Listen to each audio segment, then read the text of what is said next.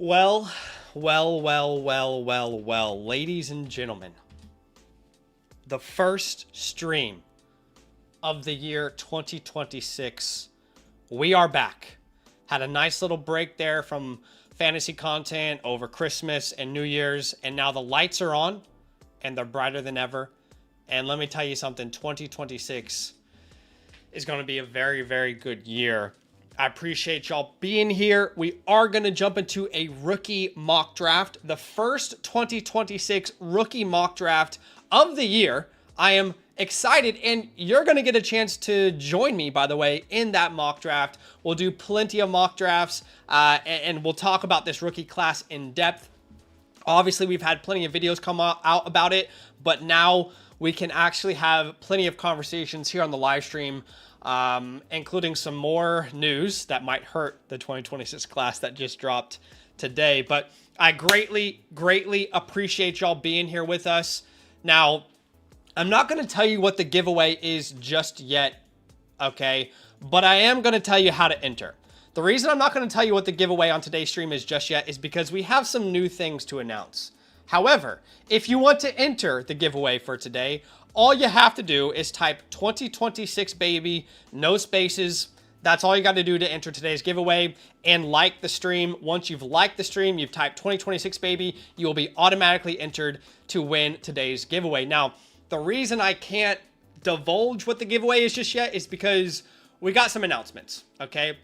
Now, here on Fantasyland Football, Dynastyland Football, I am always going to be hearing you guys out, hearing your feedback, and wanting ultimately to give you guys the best possible products that we can offer.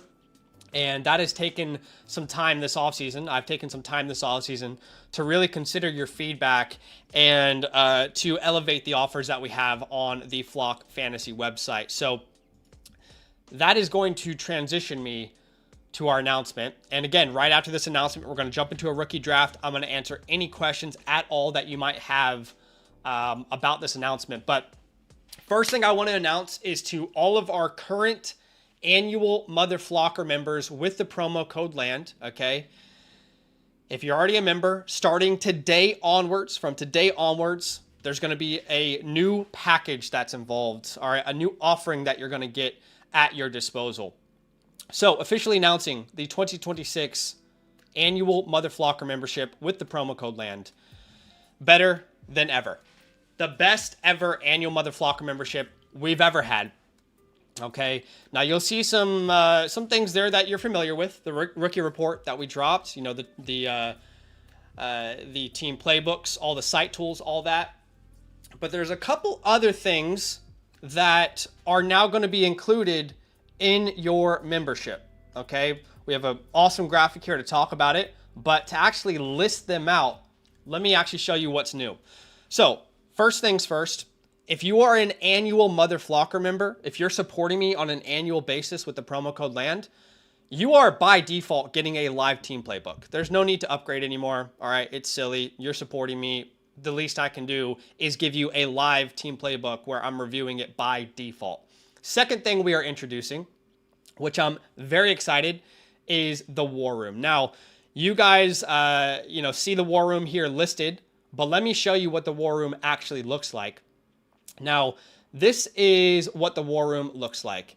It is essentially a draft game plan for your 2026 rookie picks, okay? So anybody who is a promo code LAND annual Mother Flocker member gets a live team playbook by default. You also get a War Room, which is a game plan. I give you a customized game plan on what to do with your 2026 rookie draft picks. That is now coming with your subscription by default, okay? The War Room is included by default with all subscriptions. And the coolest part about it is you don't even have to wait for the War Room. I mean, the War Room is happening as you're getting your review. It's happening on the screen. You can screenshot it, take that actionable advice, and move on. But I'm very excited to announce that. But obviously, there are a couple other things there that we need to explain. Now, you're going to see the vouchers listed there on the left side of your screen.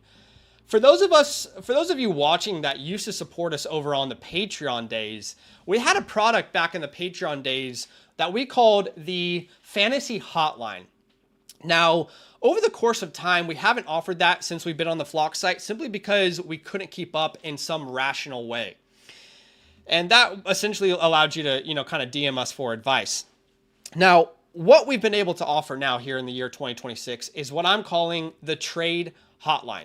That means anybody who's a promo code LAND annual Mother Flocker member gets 12 trade question vouchers. It used to be one, by the way. It used to be one, which means there is absolutely no reason why, if you're a promo code LAND annual Mother Flocker member, there is no reason why you shouldn't be set up for the entire year for your Dynasty leagues. Truthfully, okay? Because you get the live team playbook by default. You get the war room by default. You get the trade hotline by default. So after I'm done reviewing your team and helping you improve your Dynasty team, you can come back as many times as you need to throughout the year and ask advice on the stream. Obviously, you've also got the rookie report included in your membership. Everybody's got the rookie report on the site. Another thing we want to do from our friends over at FastDraft is give you guys a $10 FastDraft credit. Again, if you are a promo code LAND annual Mother Flocker member. Now, if you are looking to claim your FastDraft credit, it's a very simple process. In fact, all you need to do is go to our Discord and fill out a form. Let me show you exactly what that process looks like, okay? We just created a brand new Discord channel called FastDraft Credit. This channel will live here under the LAN tab. And again, all you have to do is follow these instructions, fill out this form. If you're a promo code LAND annual Mother Flocker member, then you are automatically, eligible to get $10 on FastDraft completely free. Just make sure when you sign up with FastDraft, then you use the promo code LAND. That way we can get you that $10 credit. Now, that is some very exciting announcements. And of course, as always, you're getting all the Flock site tools. You're getting the Discord exclusives. When the redraft season comes, you get that draft guide, right? This is the best ever. By far, it's not even close. The best ever offerings we've been able to give you here at Dynasty Land Football. So again, that is for all of our promo code LAND annual Mother Flocker members. Now, we didn't just upgrade the annual Mother Flocker membership though, okay? Because for all of our people already supporting people out there and you're not promo code LAND, all right, we want to show you some love too. So we have some brand new, and when I say brand new, I mean it, brand new a la carte offerings on the Flock site. And I'm going to walk you through them because they have changed, okay?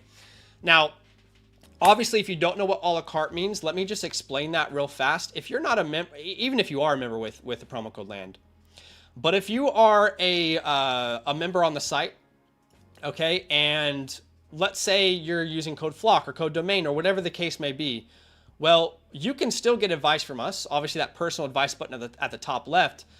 But you will notice when you go to submit a team with LAND, there are some new offerings out there.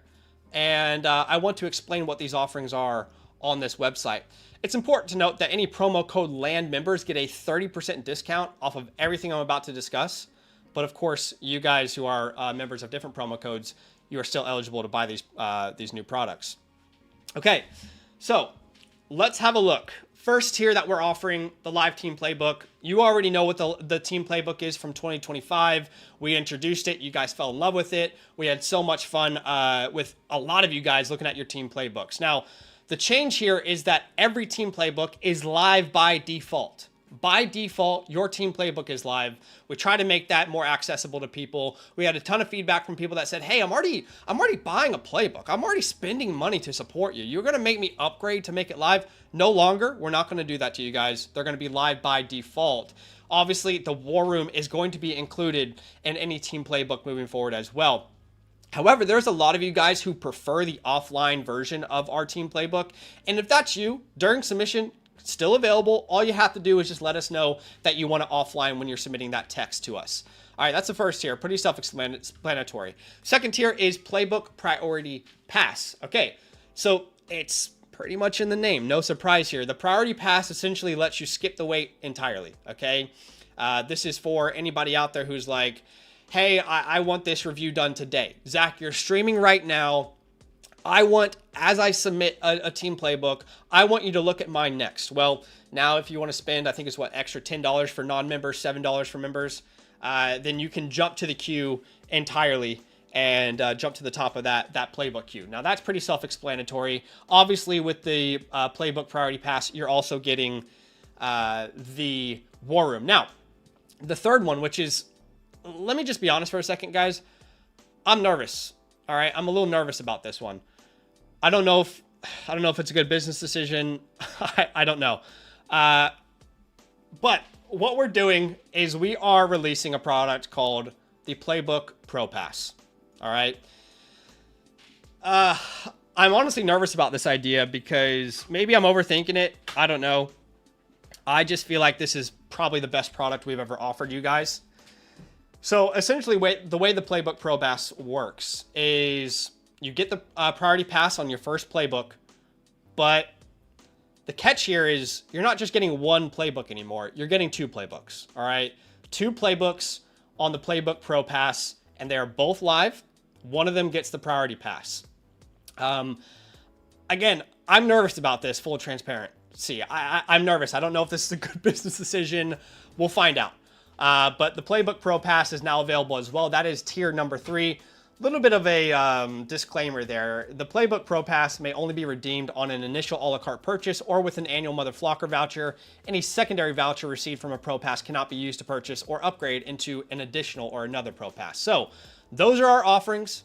Brand new offerings on a la carte for 2026. I'm very excited about it. And I hope that you guys see the value in it. Now, here's the awesome part. If you become an annual Mother Flocker member with the promo code LAND, you already get tier number 1. Okay? You already get tier number 1. Completely already ready to go. However, after you get your voucher, you can upgrade to tier 2, tier 3, as well as anybody from a la carte. So, again, I appreciate y'all big time being here with us. Look, I'm not just saying that I'm nervous about this. I am genuinely nervous about this because I just don't know how much it makes sense for me. I think it makes a lot of sense for you guys. But those are now available. I've pinned the comment if you want to go get a purchase for today's stream. We will be doing some team playbooks, some war rooms, and I'm excited to break down some of your guys' team. So, the reason I said I wasn't ready to say what the giveaway is just yet is because we are going to be giving away one of our playbook priority passes on today's stream. So if you want to enter for that playbook priority pass, again, all you have to do is type 2026 baby, no spaces, and you will be automatically entered. Again, hit the like button, type in 2026 baby, and you're going to be entered.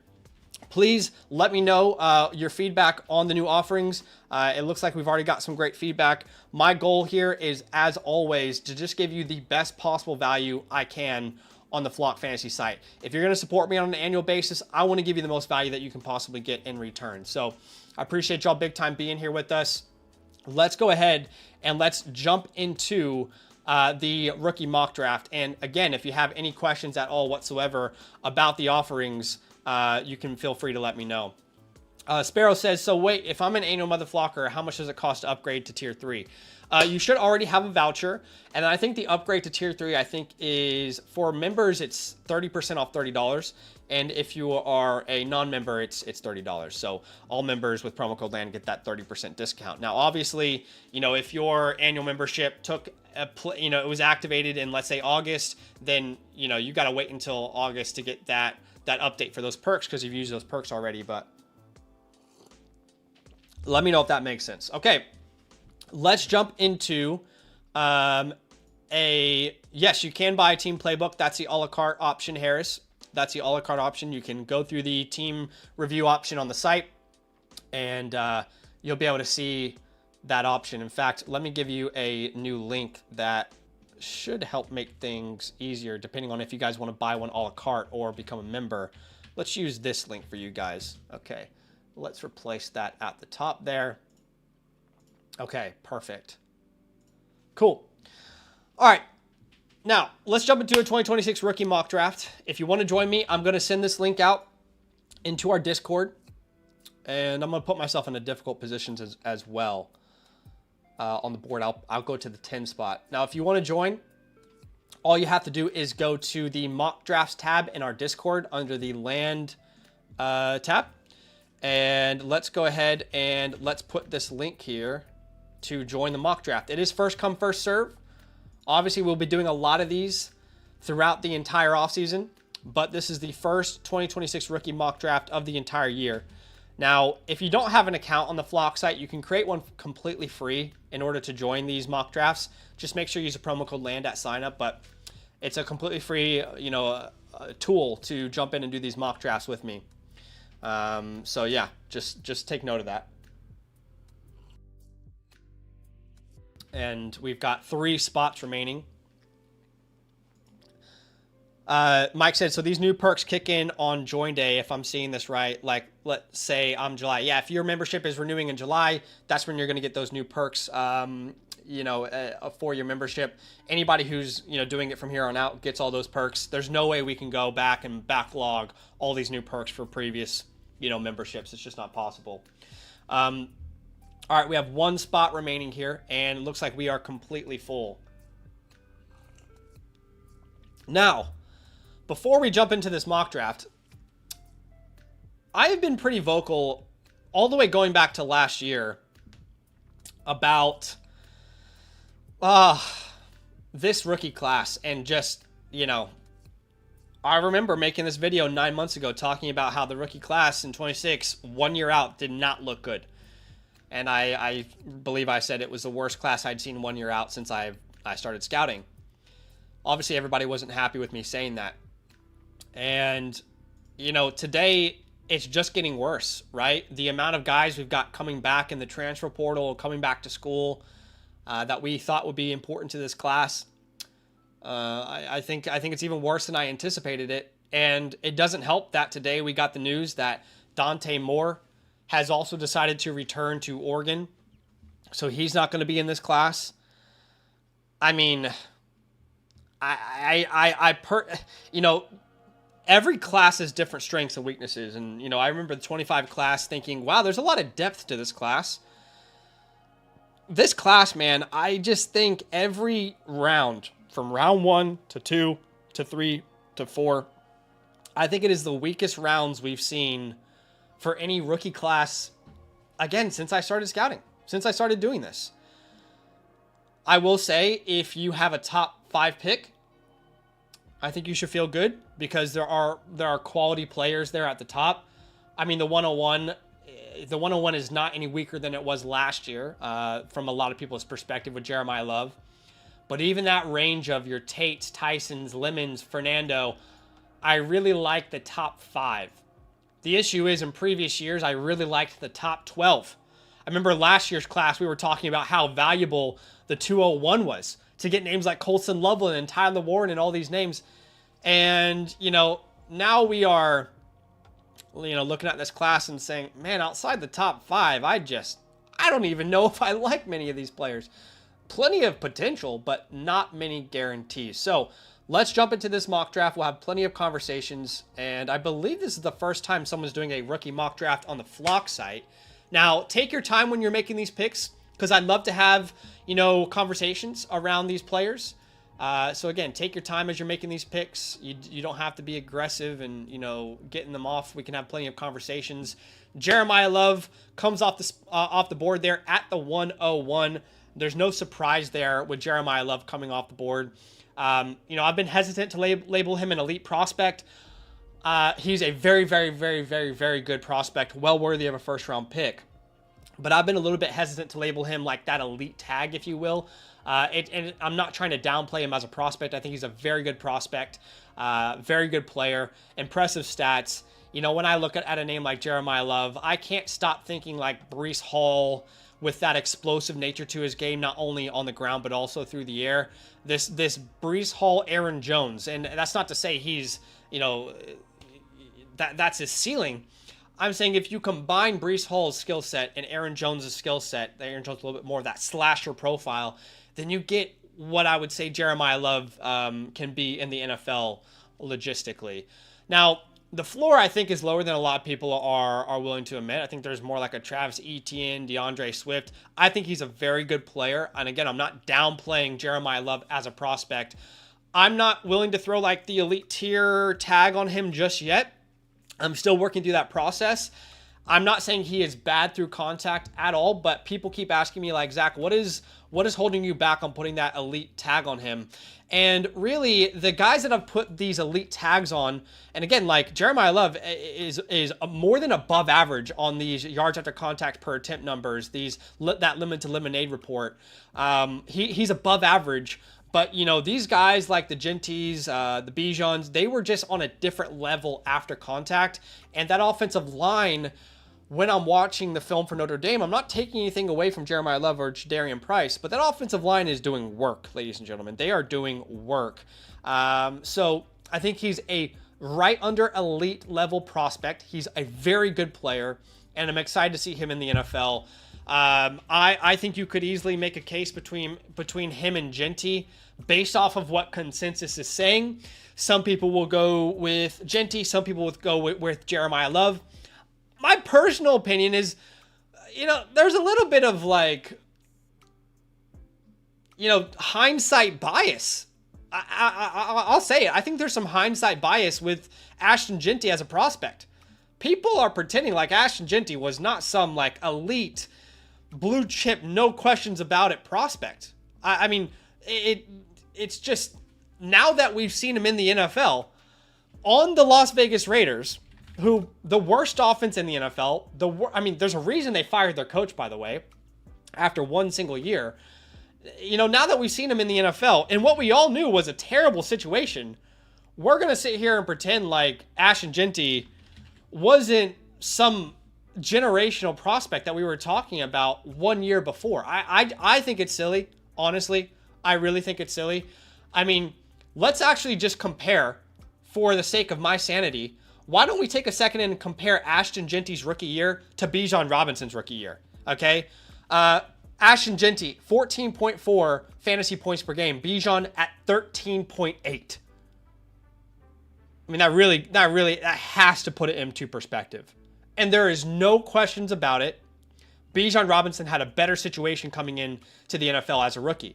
Now, he didn't have the same volume, but he was in a better situation, even though the quarterback was terrible for Atlanta at the time. But, you just look at these numbers, you compare them side by side, and it really, in my opinion, it reminds people that you don't join the NFL day one and become a 22 point per game scorer unless your name is Saquon Barkley, right? So Ashton Genty's situation, because there's going to be a lot of people asking the question, do I draft Ashton Genty, do I trade the 101 for Genty, or do I take Jeremiah Love? Honestly, I don't care where you go there, with your decision. What I will tell you is it's almost a guarantee. It's almost a lock that Ashton Genty's situation is going to get better this offseason. Why? Well, Fernando Mendoza is going to be there as a number one overall pick. A whole new coaching staff is going to be there, and they're going to have an opportunity to improve their offensive line, hopefully bring in new weapons, another year with a healthy Brock Bowers. So, in my opinion, I think people are using hindsight to downplay how good Genty was when they're doing these 2025 versus 2026, class comparisons.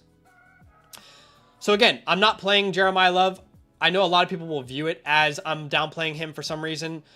There's this thing in Dynasty football right now where unless you agree with what everyone else is saying and you have the same exact opinion, and, even if I say Jeremiah Love is a clear 101 in this class, there's no doubt about it. I agree. That's not enough for people. I have to claim that he's the next Saquon Barkley level prospect. It is what it is. I'm never going to win with those people. But I do think he is a clear 101. Now, for me, there's a huge tier from the 102 to the 105. A huge tier, okay? For me, those names are Tate, Tyson, Lemon, Mendoza. That's what I would say. So I think this is the right order here from Lemon, Tate, Mendoza, Tyson. Now, obviously, Tate is currently, between these three guys, people always say, who do you prefer? And my answer would always be, I prefer to trade down. Every single time, I just prefer to trade down. So if you're going to ask me that question, Zach, who do you prefer between Lemon, Tyson, and Tate? I combine those two names there. My preference would be to completely tear down. Now, right now, the way I view it is Tyson is the most complete wide receiver coming out. Obviously, he has his injury concerns. When I look at a name like Carnell Tate, I think he has the highest ceiling in the NFL as far as traits go. I mean, this guy could easily put up 12, 13, 14 touchdowns in the NFL in the right offense. I like a plus version of T. Higgins, if you will. There's a little bit of Justin Jefferson, I think, to like that lanky ability to, just stride down the field, get open, and these just ridiculous hands that he's got. He's got the best hands in the class. There's no doubt about it. And Mekhi Lemon is this modern day engine slot receiver. You know what I mean? Like those engines that you think about in the NFL, like the Amon-Ra St. Browns.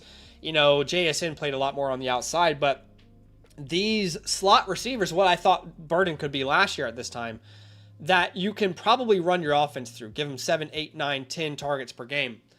Now, Lemon's probably not going to play on the outside. That's just a reality. But they all offer something different to different teams. Mendoza is a name that I would love to talk about. I mean, you go to our rookie report here, you look at a name like Fernando Mendoza. Honestly, this is version 1. I am higher on Mendoza than even what I mentioned in version 1. In version 1, my pro comps were Kirk Cousins, Joe Flacco. I see a ton of Joe Flacco in Mendoza, guys. I really do. I see a ton of Joe Flacco. I don't know why. I guess because Flacco really had no mobility, and Mendoza does have that mobility, but that big stature, that solid, reliable arm, I see a ton of Joe Flacco to his game. And honestly, like the more I learn about Mendoza, the more I look at him, Kirk Cousins and Joe Flacco, they're not good enough comps. They just simply aren't. Like I'm sitting here, I'm recognizing that with you guys.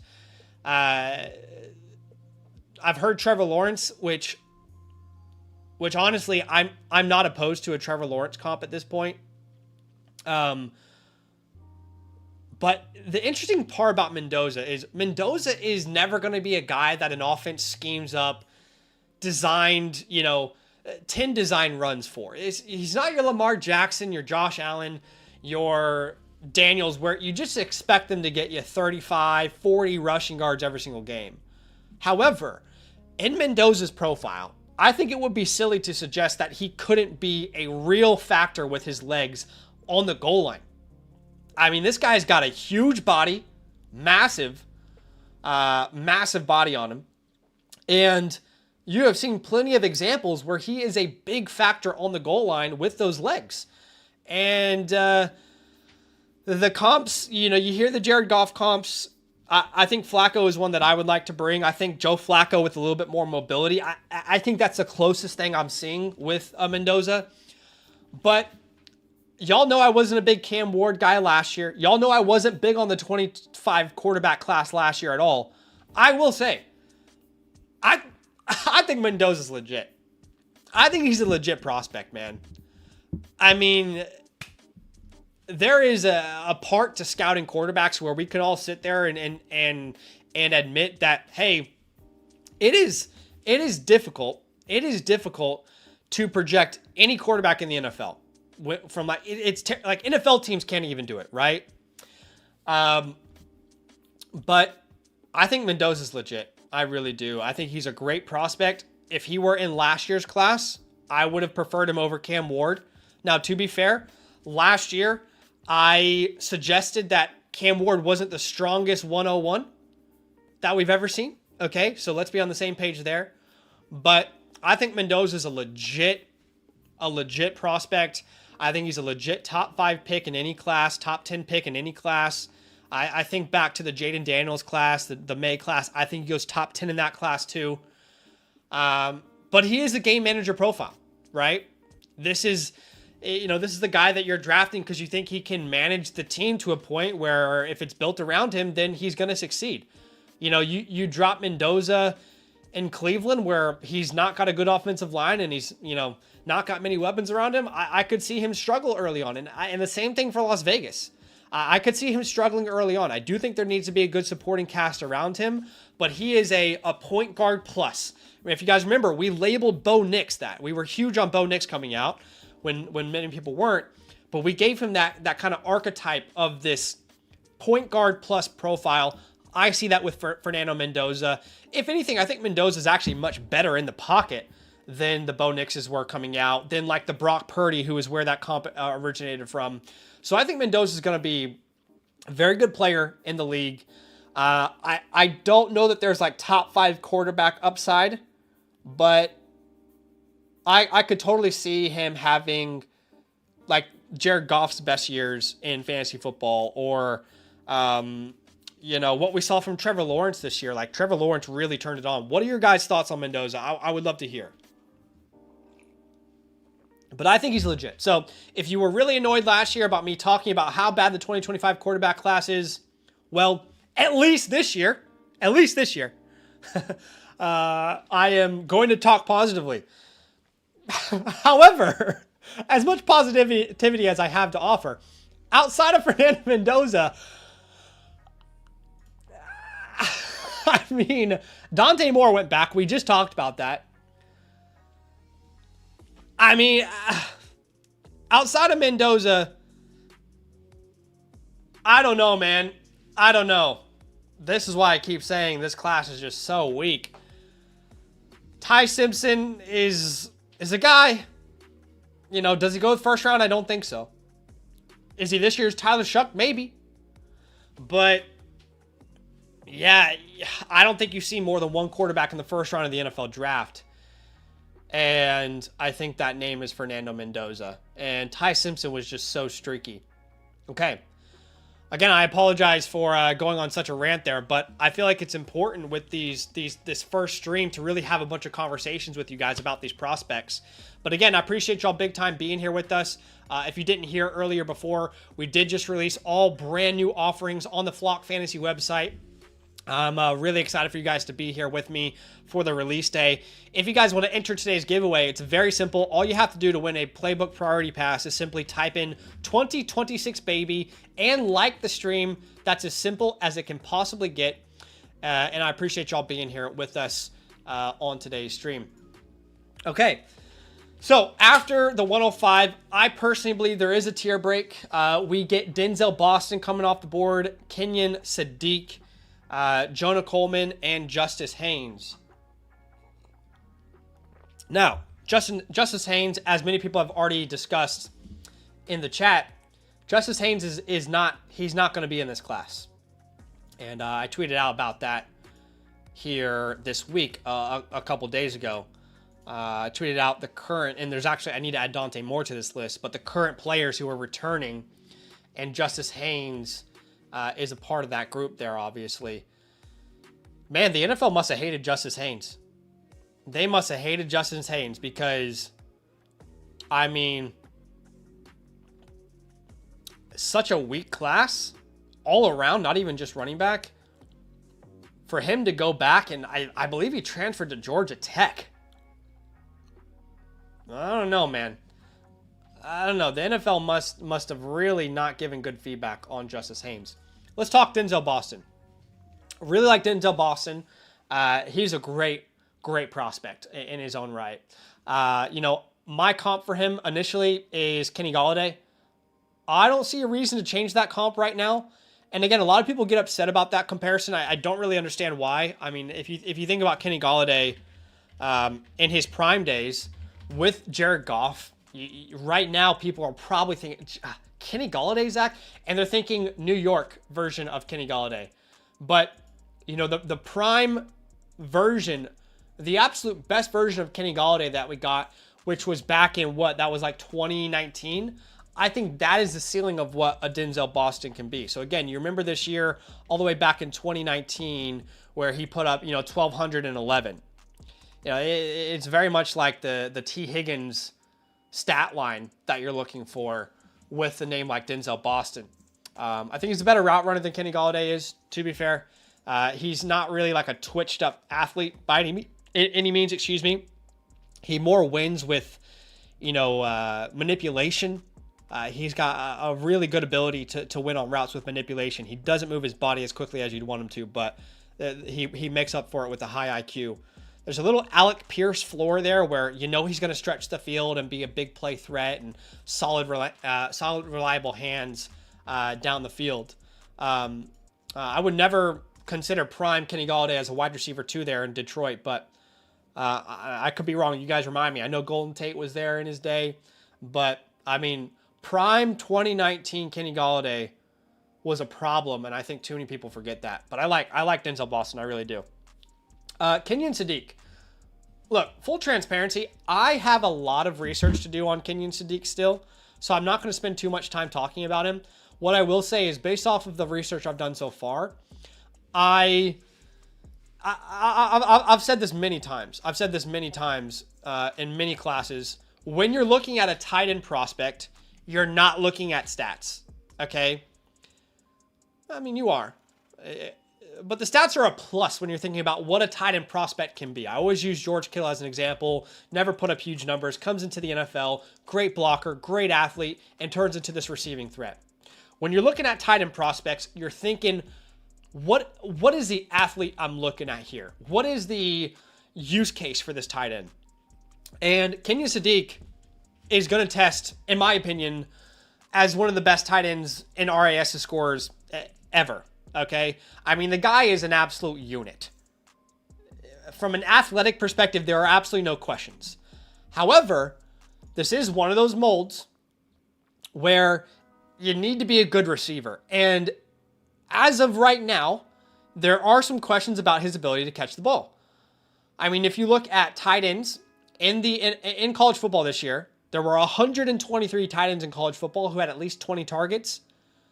He ranked 59th in contested catch percentage. He ranked 110th in drop rate. He had a 13% drop rate. Now, the benefit to a name like Kenyon Sadiq is some people might claim like he's undersized. I don't agree at all. You watch Kenyon Sadiq block, the guy's got like George Kittle level commitment to the blocking game. So if I've seen plenty of people comment this question, like, are you worried at all about Kenyon Sadiq's size? No, I'm not at all whatsoever. Because if you watch this man block, he blocks with such ferocity. He takes such pride in his blocking that I have little to no concerns about his size entering the NFL.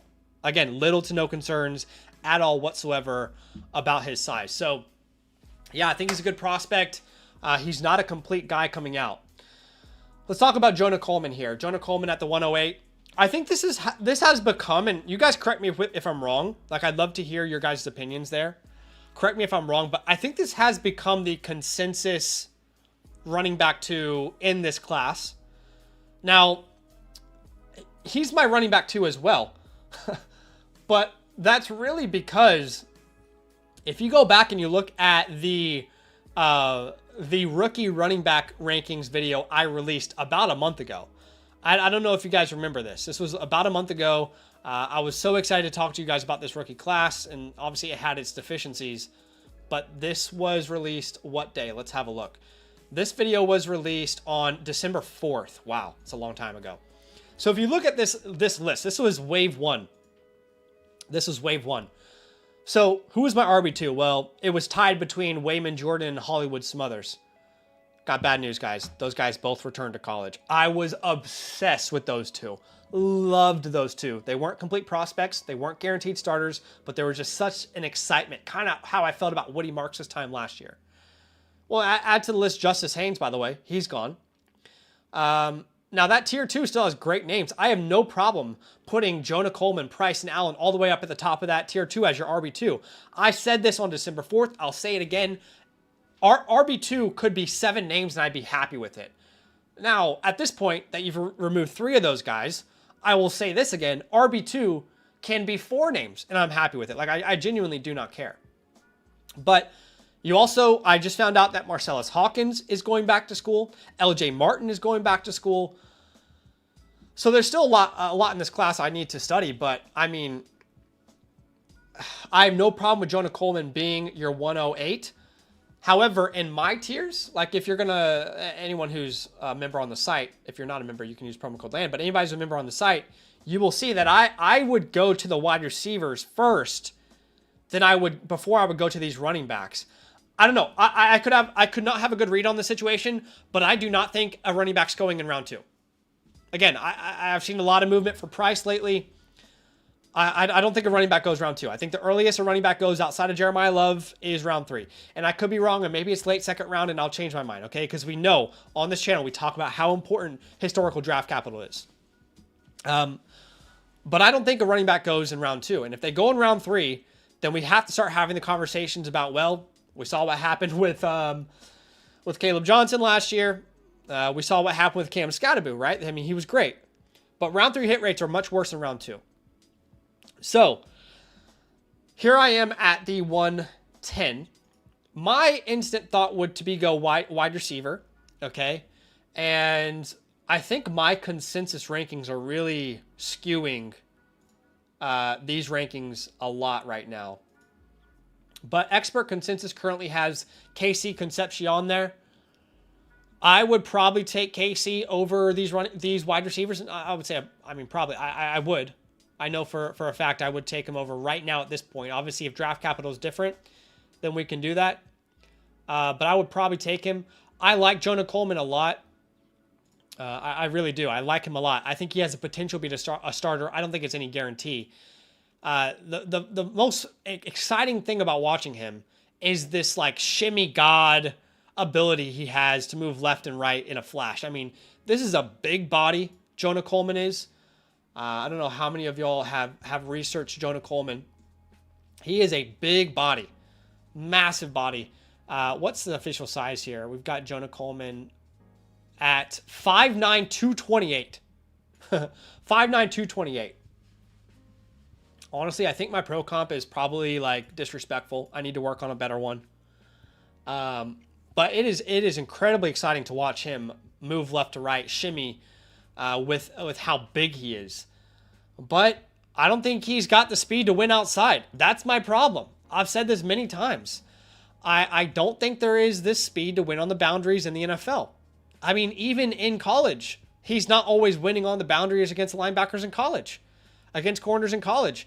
I mean, the athletic ability, you know, from college to NFL for these defenses is insane, the difference. And if he slimmed down, it hasn't changed his speed. People are saying he slimmed down. It hasn't changed his speed. He is still not, you know, winning on the outside in the NFL, in my opinion. Now, that's not to say like he'll have a 0% win rate outside. It's just, it's not going to be a calling card for him. And I don't care what he does at the Pajama Olympics. He's not going to win outside guys consistently. But I love the lateral agility. I love the big body. He's a very capable receiver. You know, there's plenty of reasons why he could be a really productive running back for fantasy football.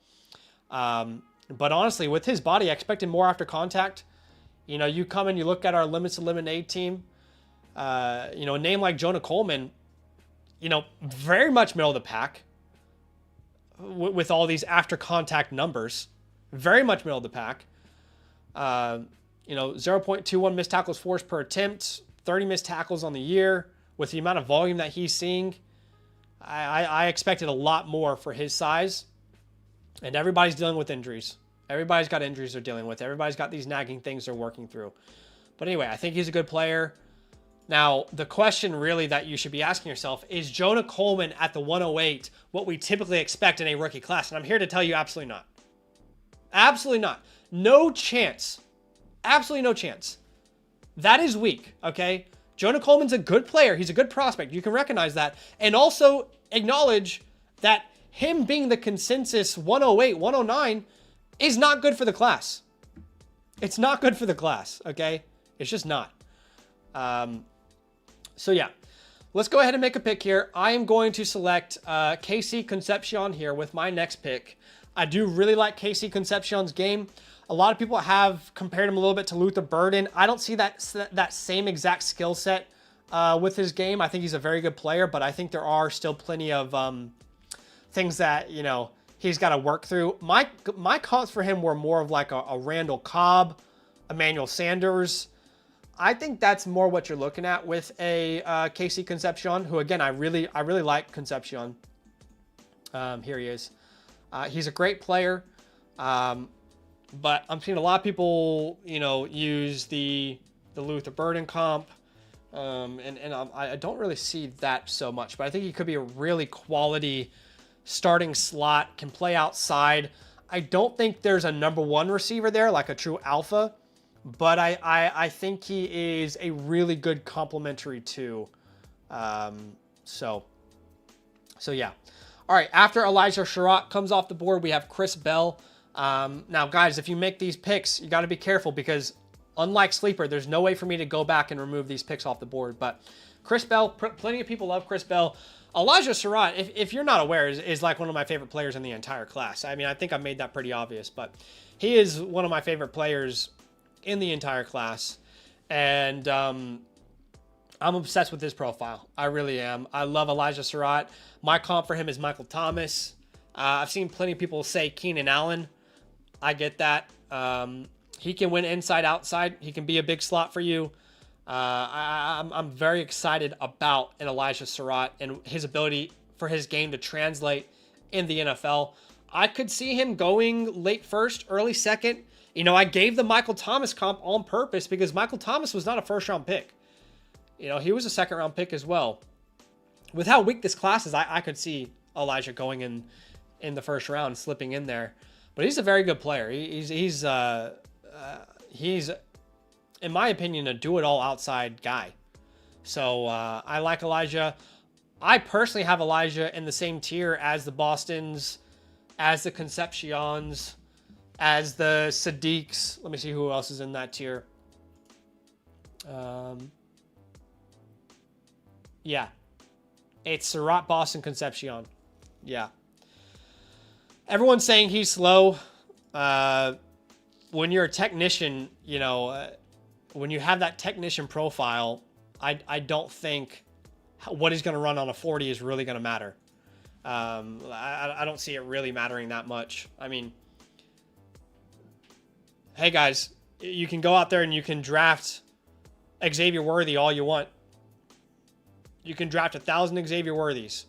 And I have tried to hammer home this idea so many times through so many draft classes on this channel with the combine and how little it really means for receivers.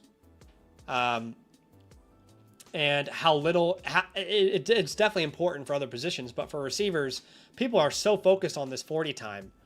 And I feel like a broken record every year trying to tell people, like, I don't care if you can run a 4.29. All right.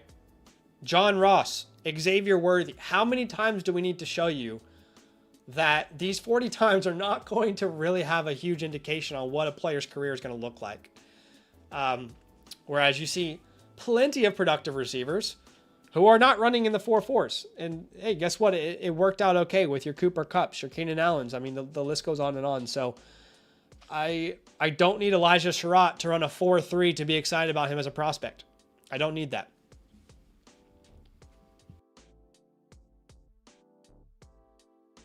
Okay, Chris Bell comes off the board there at the 112. Really good player who unfortunately had a very significant injury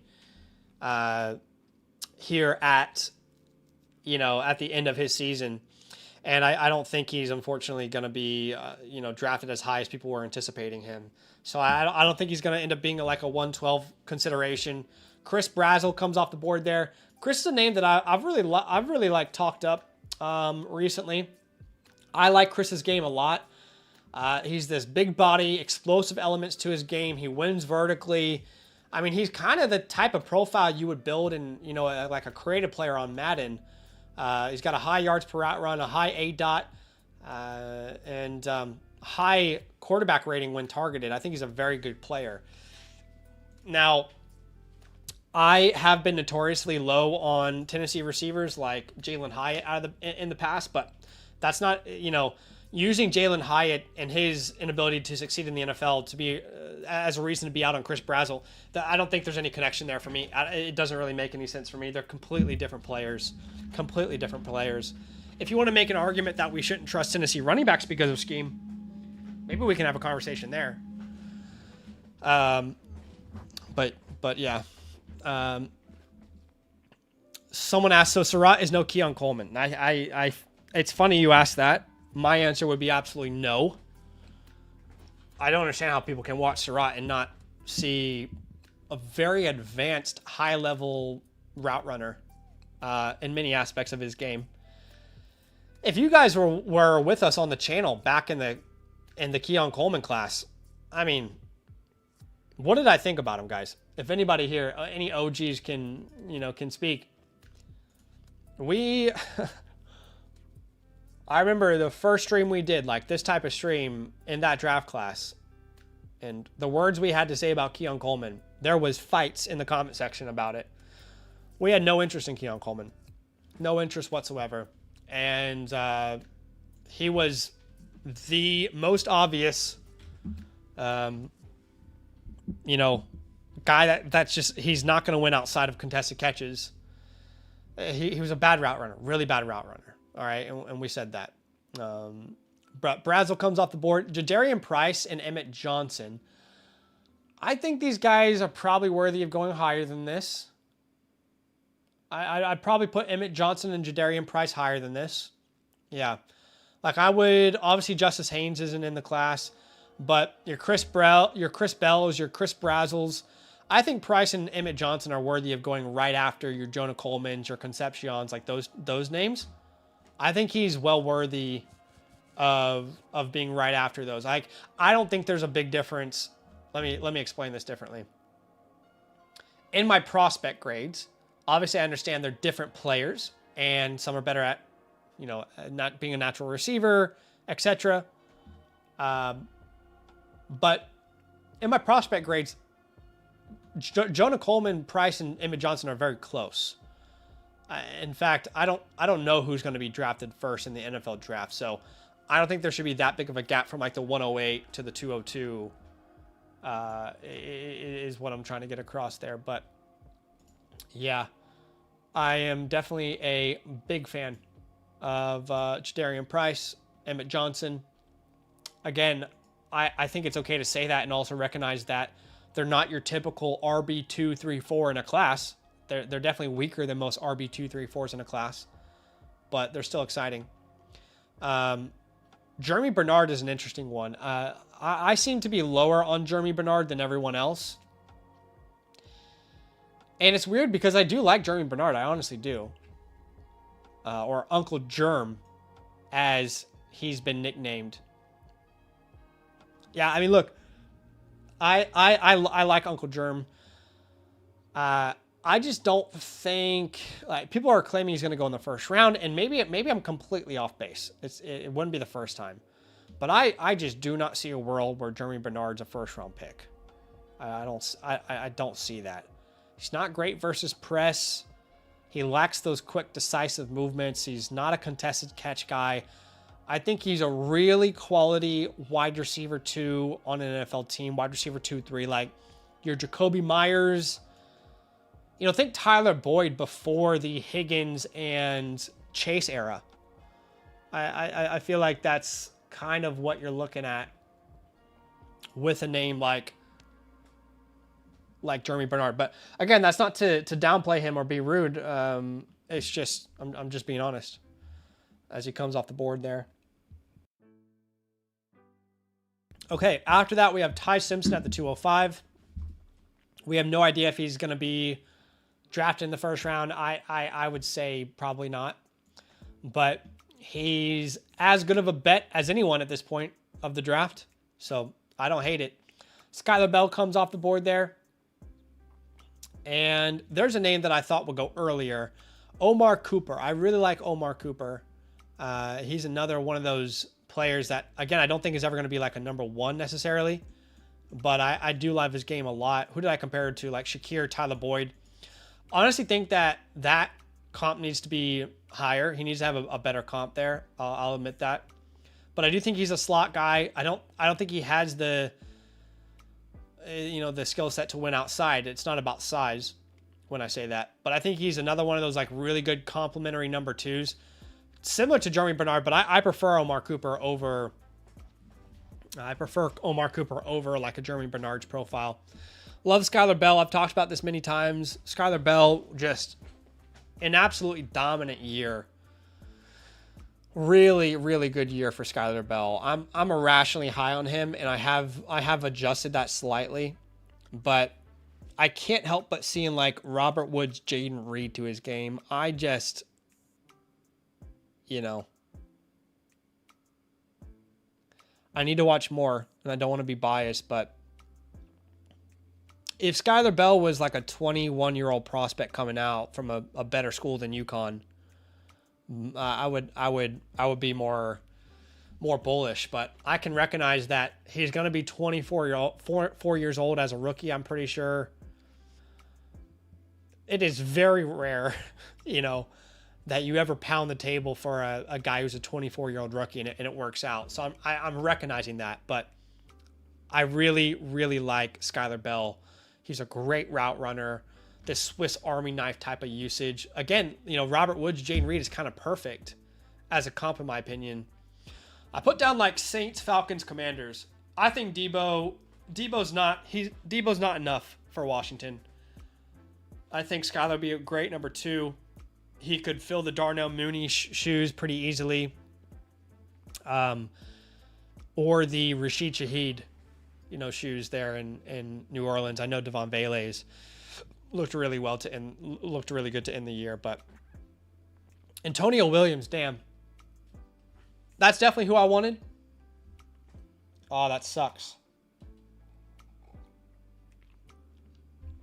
I definitely wanted Antonio Williams.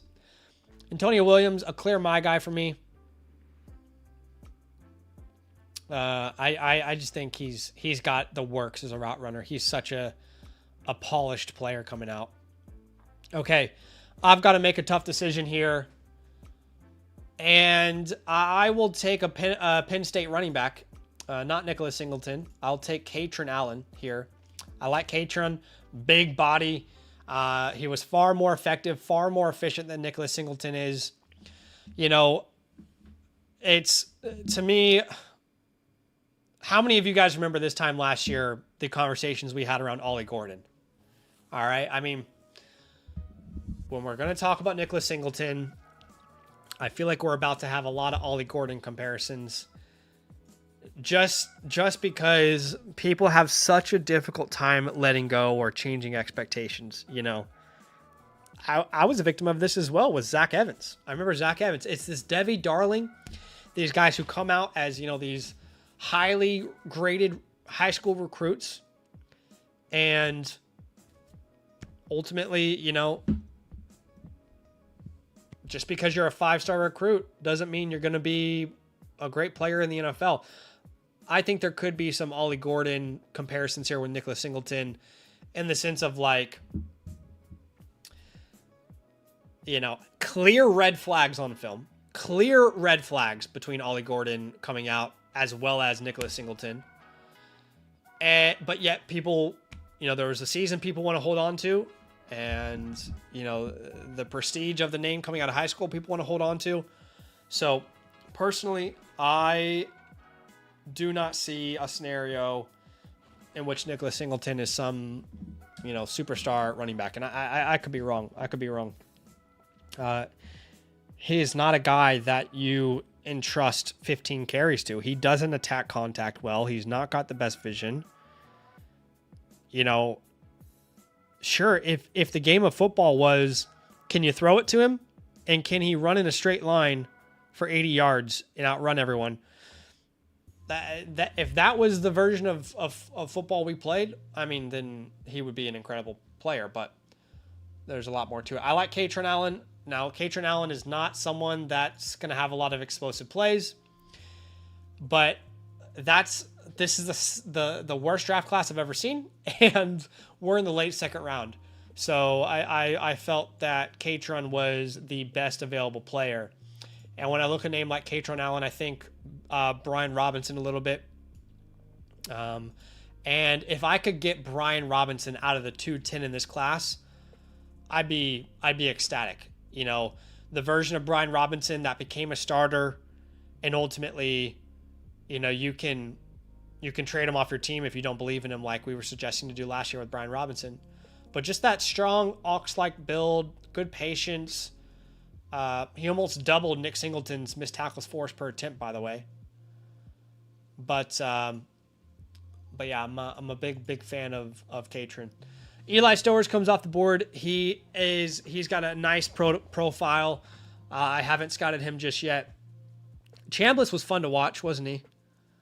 Chambliss was a fun name. That kind of, I mean, for me at least, obviously you guys might be different, but for me, he kind of came out of nowhere with this college football playoff run. But I mean, undersized. What is he at again? Trinidad Chambliss. Let's see. What's his size here? He is undersized from what I remember. He's at 6'1", 200 pounds. Yeah. And typically schools are more generous with those numbers than realistic. Yeah, I don't know. I mean, I think all of us were probably too low on Jackson Dart last year, but Jackson Dart was a bigger body, was a more, prototypical guy. But you just there are certain things with certain positions that really matter, and I think as fair or unfair as you think it might be, size is huge for your quarterbacks. I mean, Kyler Murray, Bryce Young. Bryce Young's getting better, but I mean, Bryce Young was an elite prospect, right? Trinidad, we're talking about a guy that you're hoping can become something. It's just, if he is truly under 6 foot and truly under 200 pounds, it's going to be tough. But again, at the 212, if you want to bet on him, and then you can bet on him. Nick Harbor comes off the board there. He did return to school as well. I'll update our devs on some of these guys who have returned to school, because there's quite a few. Okay, I think it's a good time to field questions in the chat. Now remember, you can enter today's giveaway simply by typing 2026 baby and liking the stream. That's as simple as it gets. Now, if you weren't here at the beginning of the stream, go ahead and go all the way back to the beginning of the stream, and we talk about all the new offerings that we have for today.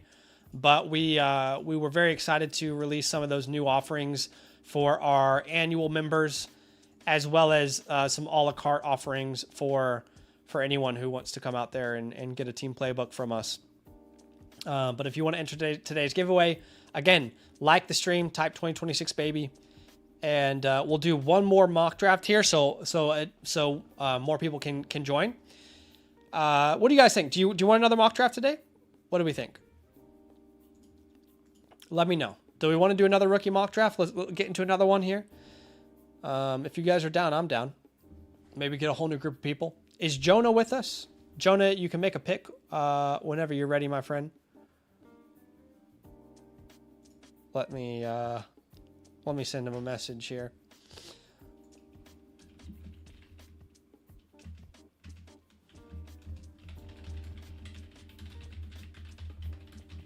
Let's can someone compile a list of these names that went back to school? Actually, I'll do it later.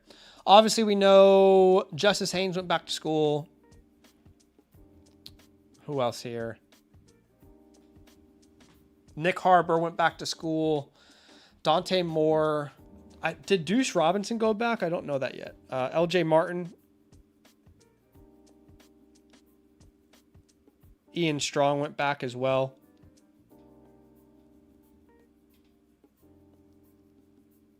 Man, isn't it crazy to see Drew Allar? That's crazy.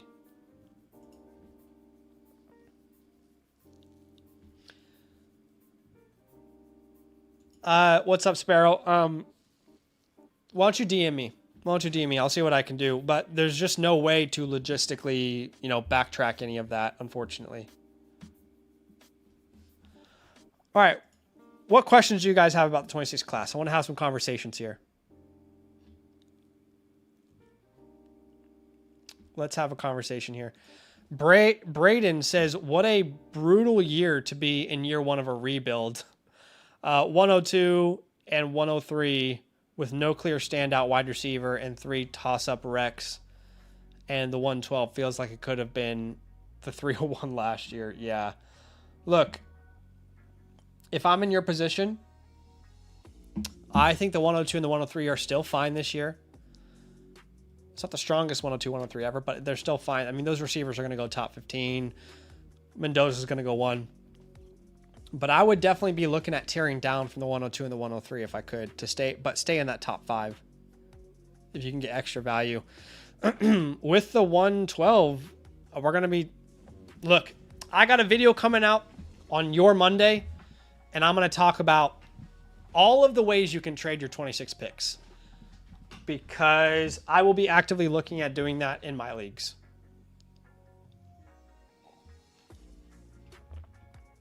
I will be actively doing that in my leagues. There's no doubt about it. Is Jonah with us?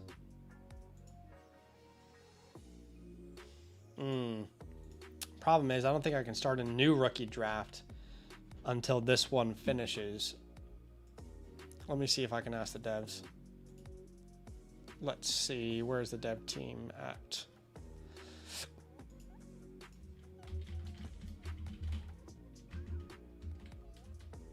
Oh, is Jonah with us? Let's see. Hey, dev team. Let me see.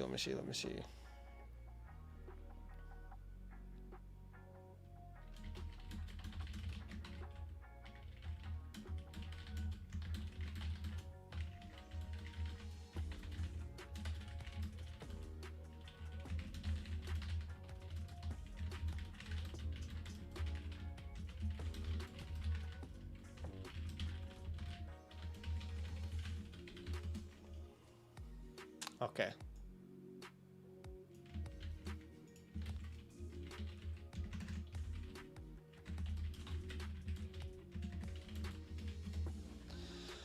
All right.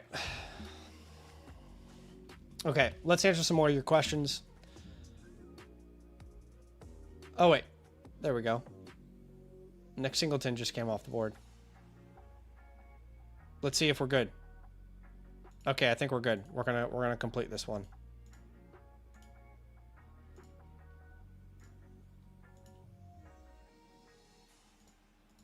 Okay. Deuce Robinson, Nick Singleton come off the board there. Style says, how high would we take Sadiq in a 2 tight end league? I still wouldn't take him over. I don't think I would change. I think you put him in that tier of Boston, Concepcion in a 2 tight end league, but I still wouldn't take him over the Tysons, Mendozas, Tates, Lemons, personally. At this point, at least, you know, I'll have more information as we get closer to April. What's up, Rick? He says, first timer here, first time subscriber, first time Dynasty player, first rookie draft. Excited for 26. Same, man. Same. Is J-Mo in the building? Can we get J-Mo to finish?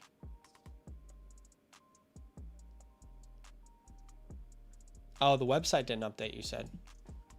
What do you mean by that, Jonah? What do you mean by the website didn't update?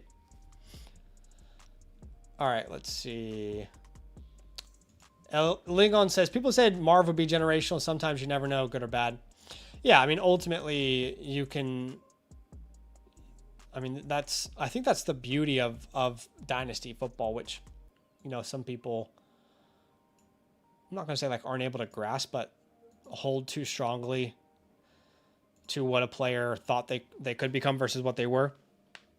Marv is not dead yet, but yeah, ultimately no one can predict with any certainty. You know, you can project, but with any certainty that a player is going to end up panning out with your expectations, you know. And the same is in reverse, right? Last year, very low on Ollie Gordon. That doesn't mean that he wouldn't be able to become something, you know. Joel says, ultimately, we didn't know how this class will translate. Doesn't mean these guys suck, but definitely way less clarity than years past. Yeah, exactly. 100%. I could not agree more. Chasing Breaker says, kind of regretting not burning my picks past the mid-first this year. Yeah, I got a video coming out for you guys on Monday, and we'll talk about how we can trade these picks if you are looking to trade them.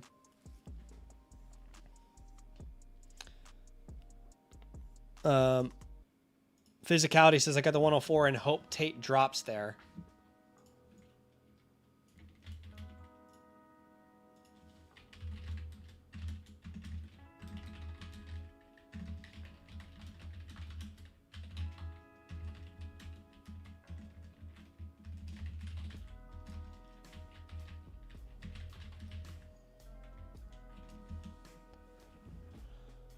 Okay, we got a tight end off the board. Let's see if we can get through and finish this. Let's see. Lorenzo has a good question. Says, how do the top 3 wide receivers in the 26 rookie class compare to McMillan and Igbuka, Burden, and Golden? That's a good question. Yeah, I mean, for me, pre-draft, Burden was my wide receiver 1. And got clowned on for quite some time for that. And that's okay. Now, I think people are open to that conversation. Post-draft, I had McMillan ahead of Burden. I'm not... I think, like, consensus-wise, McMillan would be the wide receiver 1 in this class if he came out. Burden, for me, would probably be tied with these 3 guys. Like, Lemon, Tate, Tyson. I'd probably have it pretty close between all 4 of those guys. Yeah.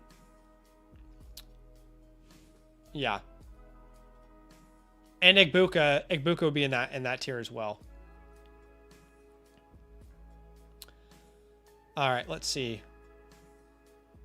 Yeah, it's funny. The Place Too Bright says might be the worst draft class in the last 10 years. It's funny because, you know, I've been talking about this, and I'm starting to see people. I don't know if it's for clicks. I don't know, like, because let's be transparent for a second with you guys. All right, let's have a completely human moment.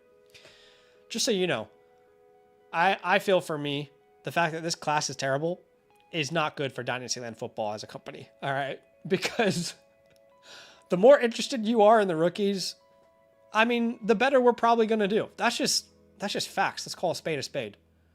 So I could spend time and just talk shit out of my mouth and tell you that Jadarian Price is actually going to go in the first round and he's a great player. And Ty Simpson is going to turn into Bo Nix. But ultimately, all I'm doing is I'm giving you lip service. I'm not being honest with you.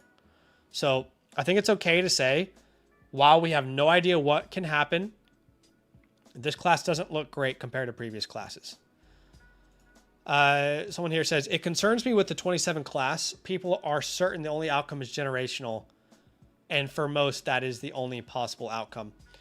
Well, I mean, generational prospects don't equal generational elite dynasty assets. It just means there's generational potential, right? So it doesn't mean that it's a guarantee. What's up, TD? He says, with so many NFL teams looking for quarterbacks in the 26 class short on talent, any backups you see getting a shot on a new team? Yeah, Kirk Cousins is a big one. Malik Willis, which Stephen Day will be thrilled with. But if Malik Willis is out there on your waiver wire, he needs to be picked up. Okay? He absolutely needs to be picked up. And we've got videos coming out about free agencies and all that. Mac Jones is a good one, someone said there. But Malik Willis, Mac Jones, Kirk Cousins. Let's have a look at some of these other names because, yes, I do think plenty of these guys will have an opportunity. I think Daniel Jones resigns. Marcus Mariota will have a shot. I think there could be a bridge opportunity for like a Flacco, a Jameis. I thought he was a free agent, but maybe he's not. But yeah, I could see some of those guys getting a shot. Okay. So let's get into another rookie draft. And again, if you guys want to join me, very simple. I mean, all you got to do is create an account. You can sign up with the code LAND, create a free account, and then you'll be able to join these mock drafts with me. Let's go rookie super flex. We'll put a 90-second timer on it now.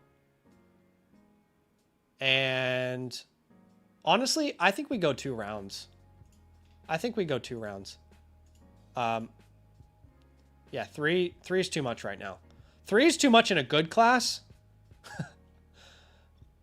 It's certainly too much in a class like this. Okay, I'm gonna paste that link in the Discord again for y'all. Again, under the mock drafts tab, there that link is. It's first come, first serve. Let's have some fun with this. Jacoby, I could see that. Style says, man, Malik Willis was on quite a few waiver wires towards the end of the season. Wish I picked him up in more home leagues. Same. I wish. Appreciate the content. Been following since 2023. Hey, appreciate you, man. Appreciate you. That's funny, Connor, and it's not entirely false.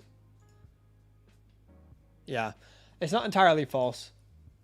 The quarterback, I mean, it's funny because people last year when I had concerns about the 26 class were saying the quarterback class was going to save it. And now I'm sitting here telling you, well, 27 could be a pretty good quarterback class. Like, who knows, right? Who knows? Physicality says Tate may be an insane grab, especially if he goes to the Giants. I could see that. All right, let me post this link here in the YouTube channel, in the YouTube chat. Anybody is free to join. Like I said, it's first come, first serve. Yeah, the running back class in 27 is a concern of mine. Who are the big names right now? Who are the big names in the 27 class at running back?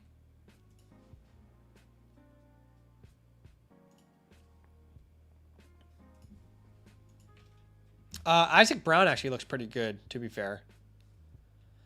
But yeah, there's no names that, you know, like are household names day one. There's no Bijan, Saquon, even like Jeremiah Love 1 year out.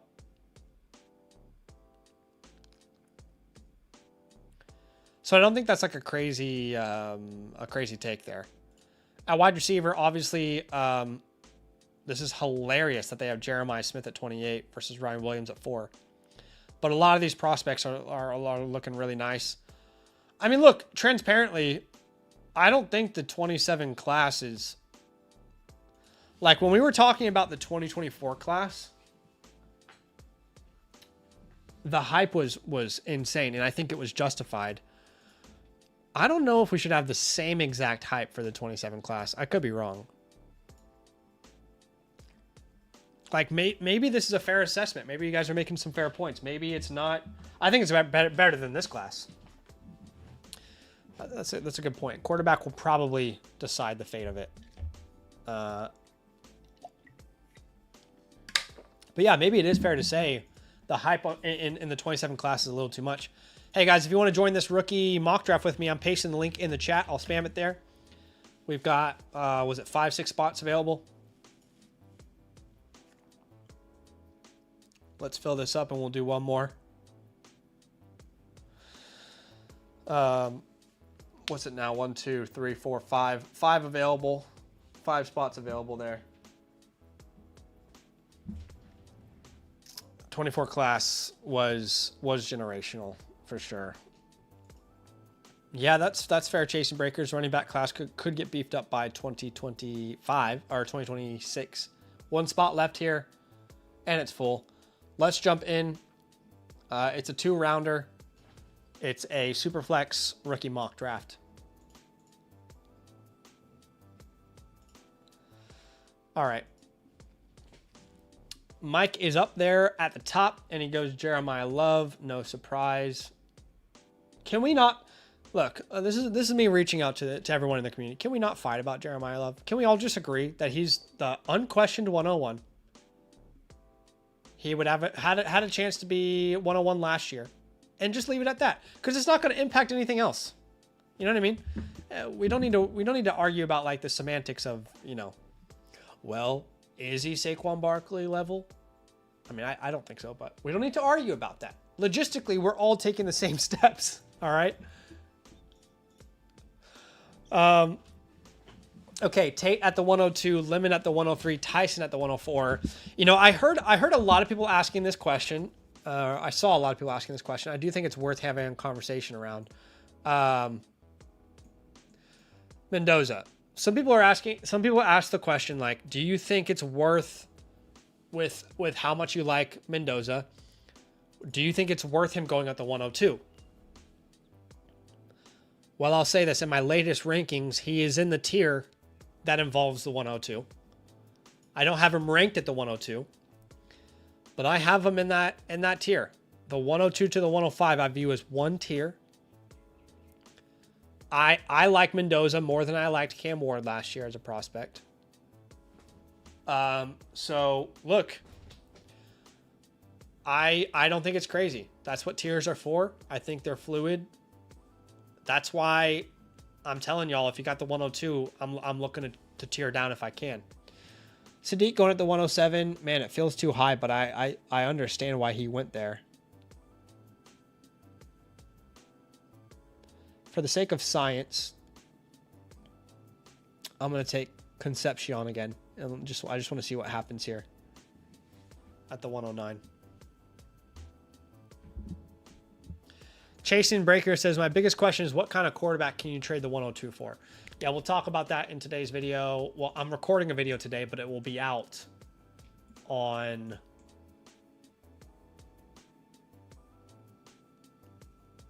It'll be out on Monday. But it's not going to be... Look. It's not going to be names that you're in love with. You know, I'm just looking at the video now.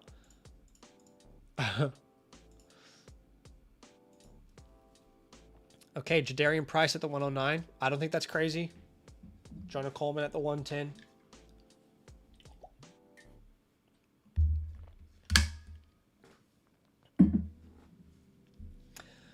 Connor says, hot take, Ryan Williams will be in the 28 class. Okay. Ooh, this is a good shout by Jason, by the way. Kyler and Tua will be starting somewhere. Yeah, with the amount of need, Kyler definitely.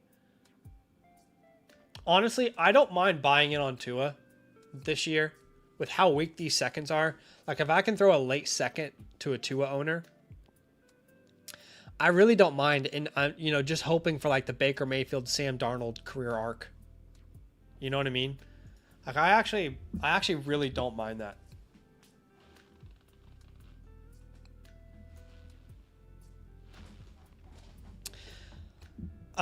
It's too early for that, Styles, but I'll definitely do it this offseason. That video will probably be more like a March video than a January or February video. Connor says, Zach, am I crazy to say I would take the rights to Jeremiah Smith 101 in a startup right now? Are you saying like over... You would draft Jeremiah Smith 101 in a Dynasty startup?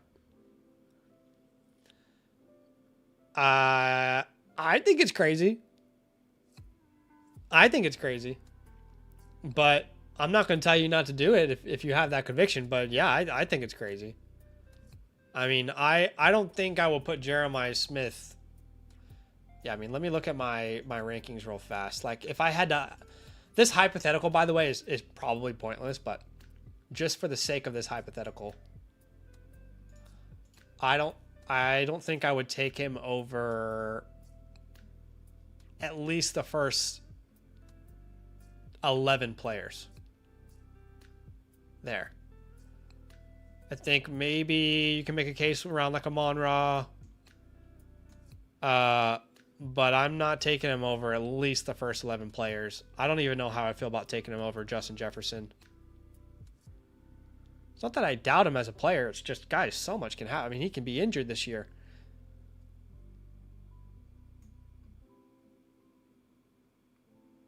I think he's a generational level wide receiver. No doubt about it, but I'm not taking him over those names right now. As Omar Cooper came off the board there at the 112.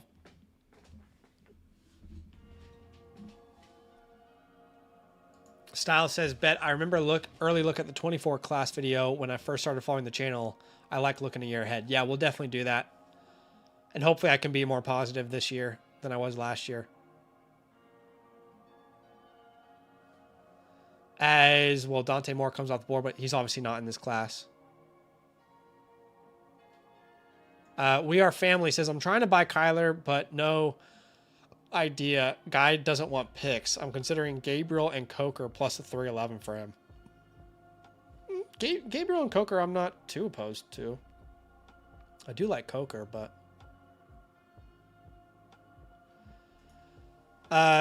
It's Mike the Mike says, tight end premium Sadiq at the 107 good. Considering you were getting Loveland and Warren at the 201 and 203 last year. Good? It's a relative term. Good for this class. I'm probably still taking Concepcion over him. I don't know about those running backs. But if it's a big premium, I'm not like completely opposed to it.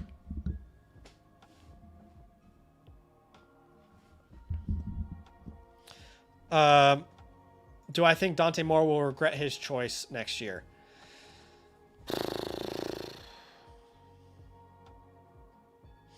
I mean, if he was the second overall pick, I don't see how he gets picked higher than that next year. But you'd have to assume that he was told he wasn't the second overall pick. Otherwise, it financially and for your career would have made no sense to not declare. I have a feeling he was told someone might take you in the first. But, yeah, I mean, Drew Aller is a perfect example. Drew Aller is a perfect example. Okay, we've got Emmett Johnson coming off the board. Eli Stowers, Brezel, Bell, Allen, Lane, Jacoby Lane. Who I don't mind Jacoby Lane. I'm a little bit indifferent to him. I'll take Skylar Bell here. Love me some Skylar Bell. I'll take him at the 208. One of my favorite wide receiver, lower level, out of mind type of names for this class. But what's scary is Skylar Bell would usually be like a third round guy. This class, man. This class.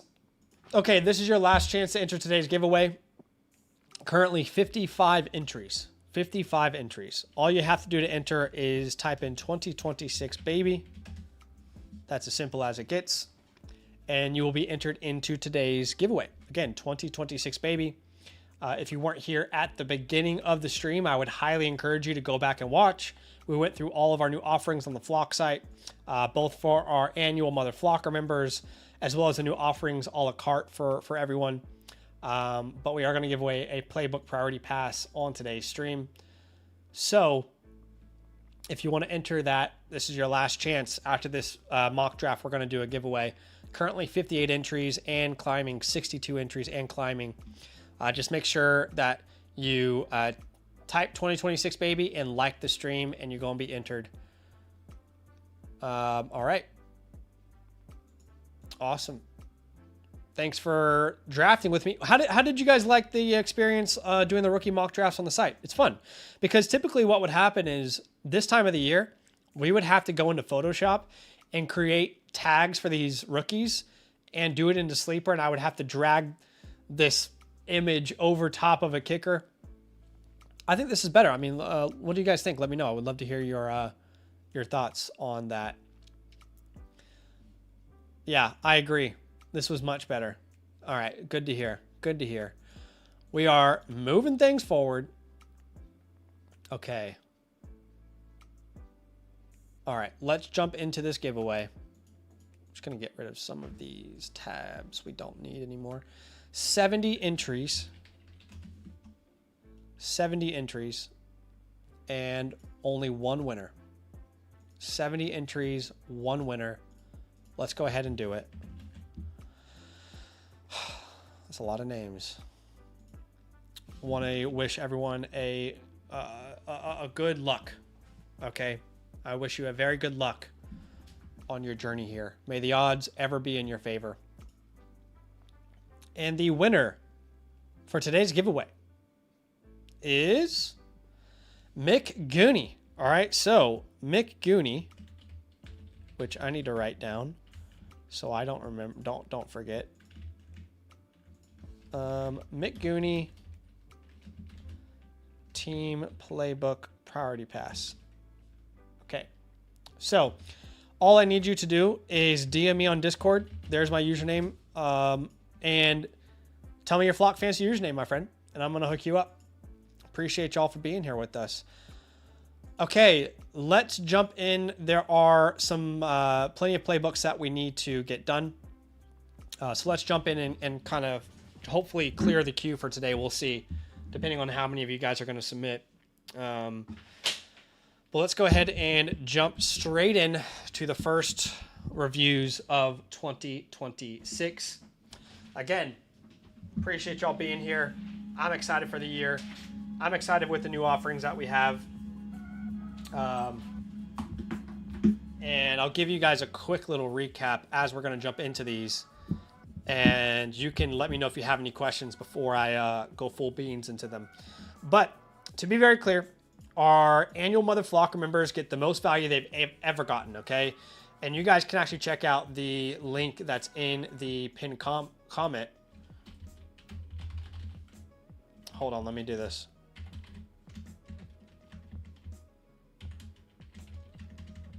Really? Come on.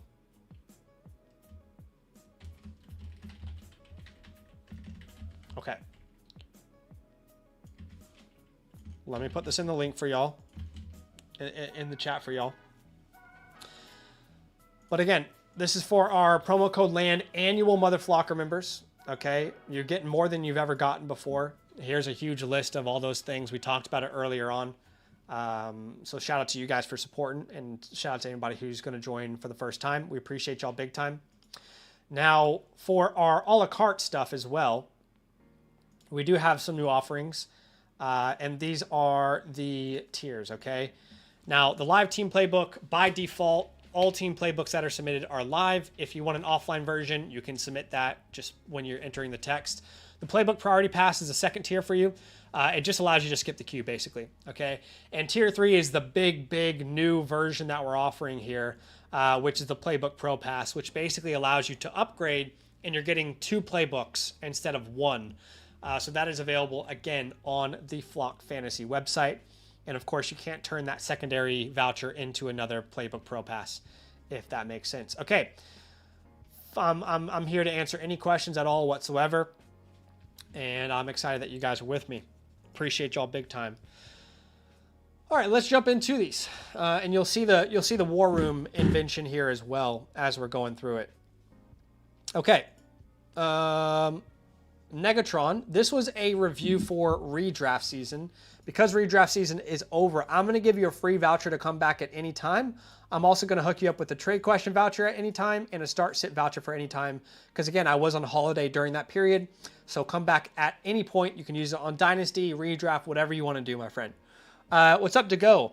3 26 first trade, late 26 and 27 first. Yeah, I remember messaging him on the back end saying, like, what are you trying to convey here? Let me see if he said anything. DeGo said, so I have 2 top 4 first round picks and a late first and 26 this draft.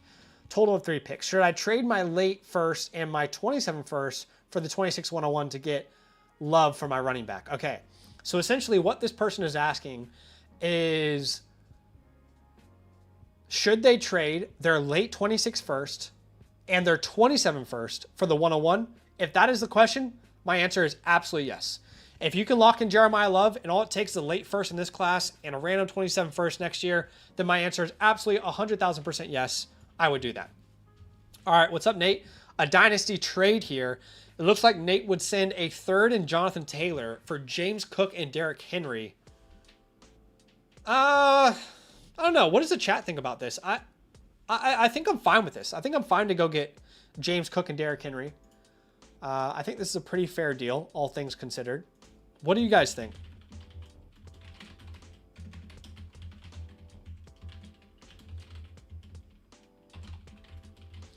I think I'm pretty comfortably going to go there with the James Cook side, but I want to see what your guys' overall opinions are there. Let's get some votes in the chat there. It looks like by a landslide Cook is going to win, and I'm completely fine with that. I've got Taylor and James Cook back-to-back in my running back rankings anyway, so I have no problem with that. Okay, so to Icyborn, I just want to let you know, my friend, I want to give you the best review possible. You submitted this review before your league turned over to 2026, all right? So what you need to do, Icyborn, is you need to go to your My Teams tab. You need to delete your current league.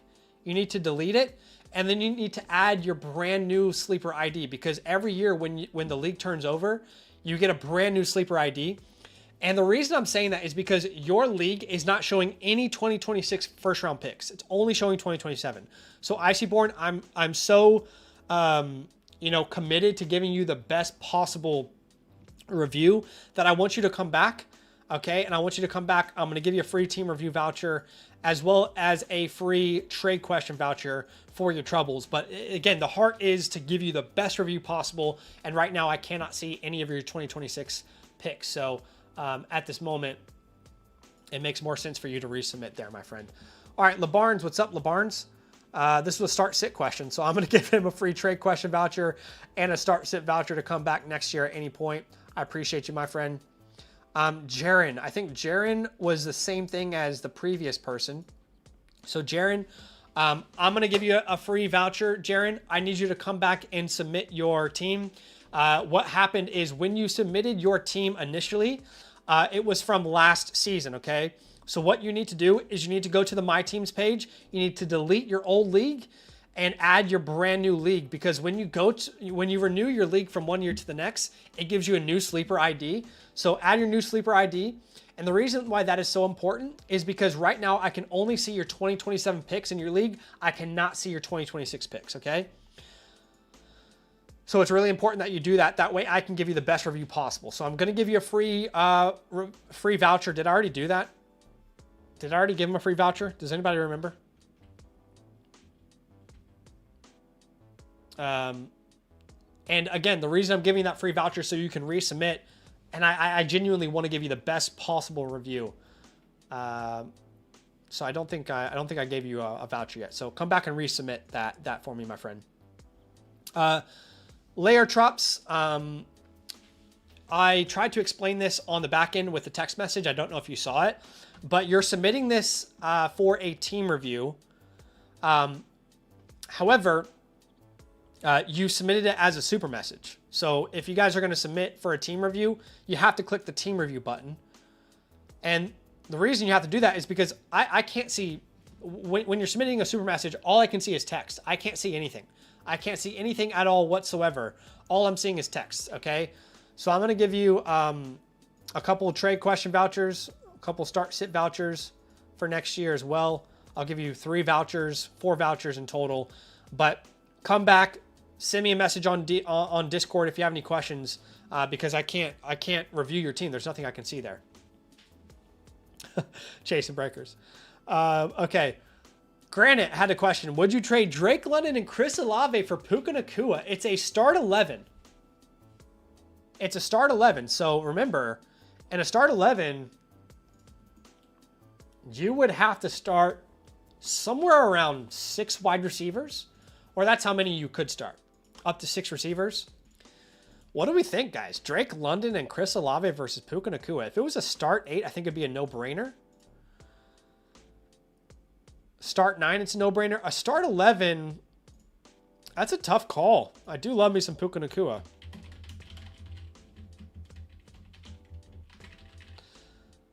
London was on track to kind of solidify top 5 status last year, though. And Chris Olave just had his best ever year. What do we think? I want to hear your guys' thoughts.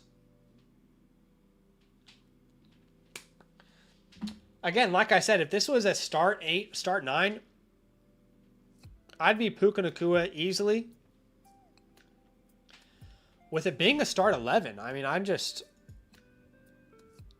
a little more hesitant, honestly.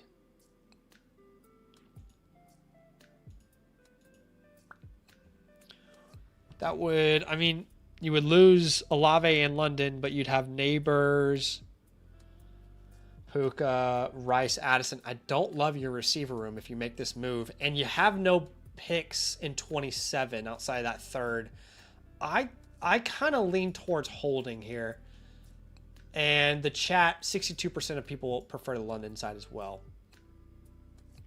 Okay, I think this is the first one that we can actually do. So let's go ahead and do left ball here, which sounds insane saying out loud. Okay, what's up, left ball? Let's have a look at the squad. So no context. Let me see if there's anything on the back end that was submitted. Left ball. I trade 2 firsts knowing they were going to be late for Lamar. Injuries killed me, or I would have gotten a first instead of a third. I'm thinking of tearing down with Lamar instead since Shuck is going off. Okay, let's have a look at the squad. It is a 1 quarterback, 10 team, start 9. So that is our middle ground, which means you either have 3 starting receiver spots and 2 flexes, or 3 flexes and 2 starting receiver spots. Either way, you can start a good amount of receivers there. You are currently ranked 8th, and your team name is left ball. No tight end premium. Okay, let's have a geese. So he's got Lamar Jackson, Patrick Mahomes, Sam Darnold, Tyler Shuck, JJ McCarthy. Yeah, there's too many quarterbacks that are valuable there in a 1 quarterback league. You got 4 guys that you can start right now. I mean, assuming Shuck stays on his same trajectory. So in an ideal world, is this 12 team? It's a 10 team. That's not great. Maybe you can see what you can get for those quarterbacks. We've then got Taylor, CMC, Scatterboom, Marks. I like it. Dowdle's got a good free agent opportunity there. Neighbors, Collins, Ayuk. Wide receiver room is definitely weaker. Tucker Kraft, Terrence Ferguson, Travis Kelce. All right. Draft capital grade. I got to be honest, not good. I'm probably going to give your draft capital like a D+. Let's be real. You don't have any first-round pick here in the next 2 drafts.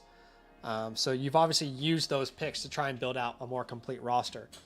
Overall team grade as of today. So it's a start 9. You're starting right now Lamar, Taylor, CMC, Neighbors, Collins, Kraft. That's 7. And then you're flexing Scatterboom, Marks, maybe Watson, maybe Ayuk if he comes back. It's a good team. You need everyone to stay healthy. It's a good team. Way too many quarterbacks. I kind of lean like a B+ here. I'll probably say B+ as of today. And your main path forward, you've already kind of put yourself in a box here. You are a Windows open contender. There's just no way you are anything other than Windows open. You don't have a first round pick in 27. So you don't really have any incentive to not go out there and compete. You got veterans like CMC, Taylor, your quarterback room. So I would say there's no reason not to go out there and compete. Your untouchables, I don't really think you have any like true untouchables right now. Malik Neighbors is the closest in Jonathan Taylor, but I'm not sure they're really untouchables. Your holds, I will be holding names like Jalen McMillan, Terrence Ferguson for sure. I love Terrence Ferguson. Dowdle's a name I would hold because of the free agency class. And just because he's worth absolutely nothing, I would hold JJ McCarthy.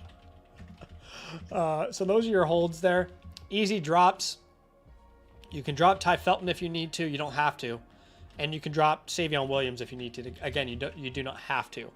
Is there anyone interesting on your waiver wire? Oh, why is Jalen Noel and well, Malik Willis makes sense. Brother, Jalen Noel should not be on your waiver wire. We're going to prioritize him, please. Well, your waiver wire is... Oh, my gosh. Wow. Okay.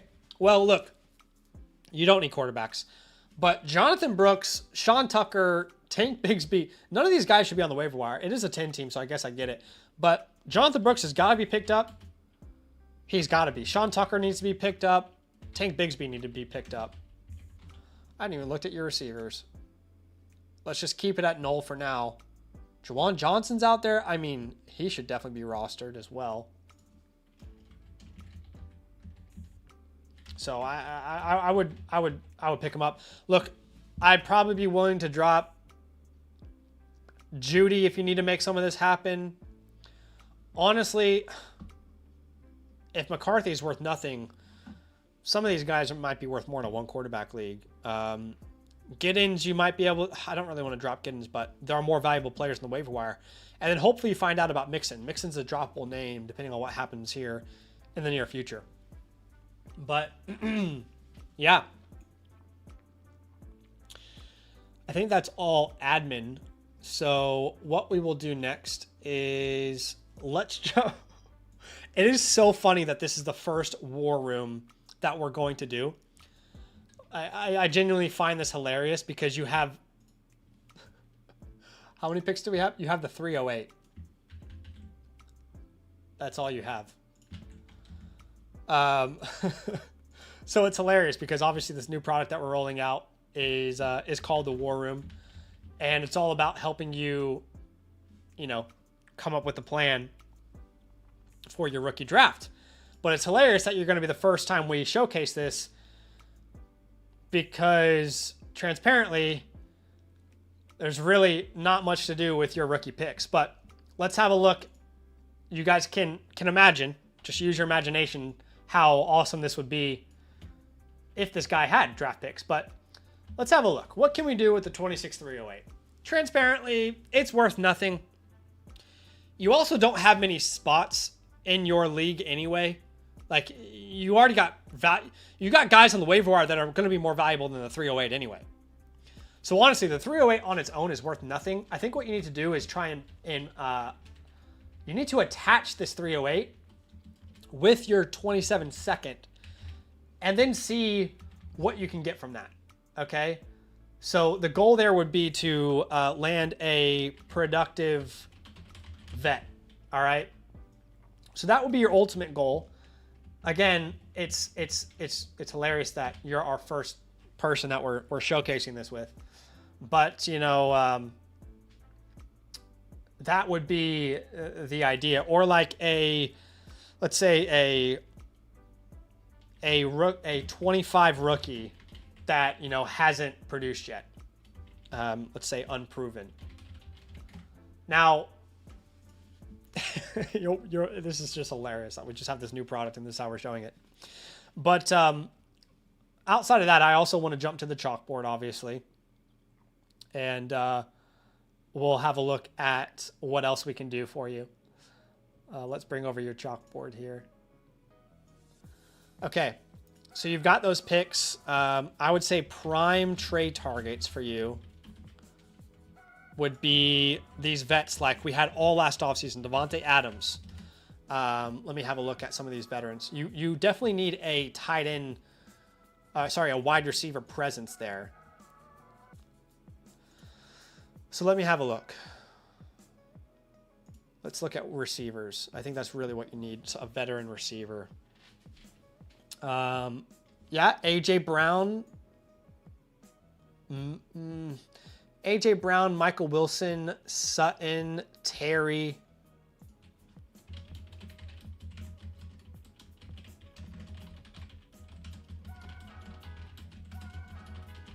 I think Terry's going to have a bounce back. Obviously, he's getting older, but this guy just needs to compete right now. He needs production. Jacoby Myers is interesting as well.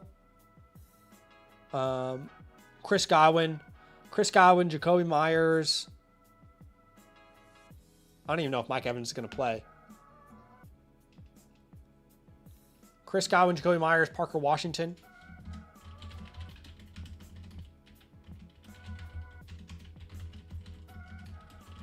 Okay. So let's think. Those are our prime trade targets. Now, we want to ideally move Lamar Jackson. Oh. Okay. So ideally, we want to move Lamar Jackson. We'll keep in mind that we have the 308. And we have a 27 second. So we'll keep all that in mind. Now, is there a team that is quarterback needy? In a 10-team league, honestly, I think it's going to be hard.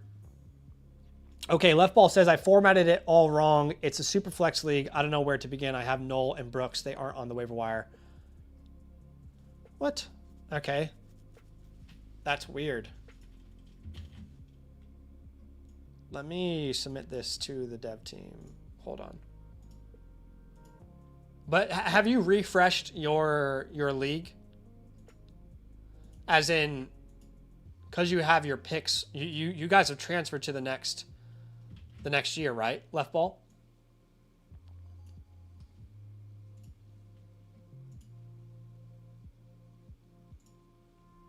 Yeah, honestly, the fact that this is a super flex team is much better.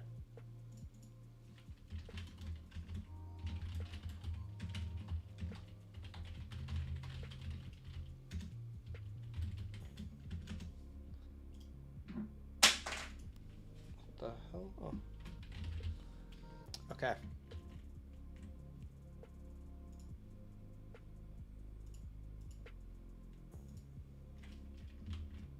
I'm just going to screenshot your message there. Yeah, honestly, this is a much better Superflex team. Okay.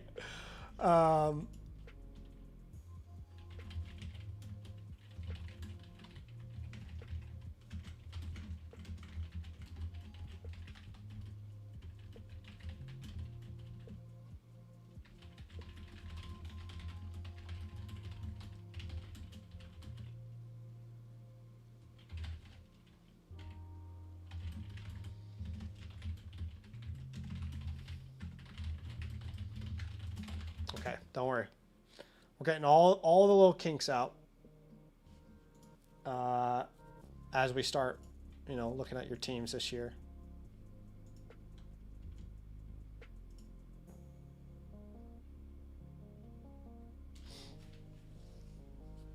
Let me give them your league ID as well. Did you transition it to the next year though, Left Ball? What do you say? I don't know what happened. It's totally okay. I'm glad you're here, honestly. I'm glad we caught it.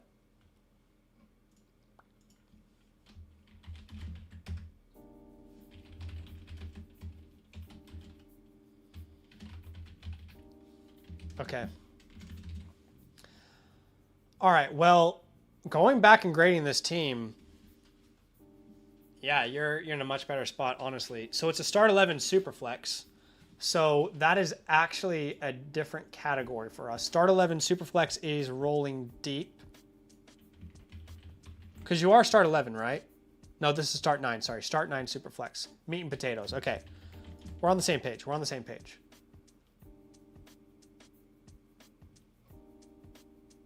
Let me pull this over to the side for 1 second. The good news is a lot of the actionable advice is going to stay the same anyway. So that's great. Your draft capital grade isn't going to change. Your overall team grade, I might actually give you, I still think you're B+. You're still hovering B+, A- range. Let's say A-. This is the amount of quarterbacks you got there. That is great because you will have a ton of flexibility with that. But you're still Windows open roster.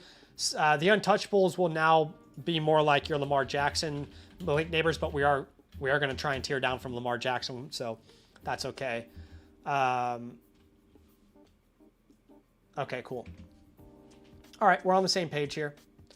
Doesn't change the war room, which you saw earlier, but that is really great to know because now we're going to jump into the chalkboard and we know what we're working with.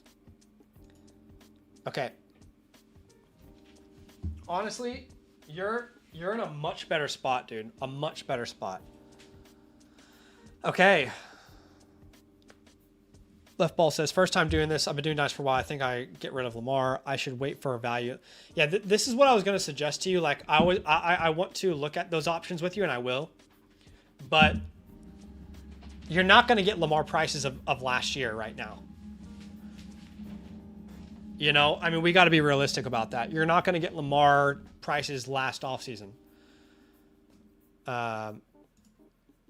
He had his worst career points per game, since his rookie season.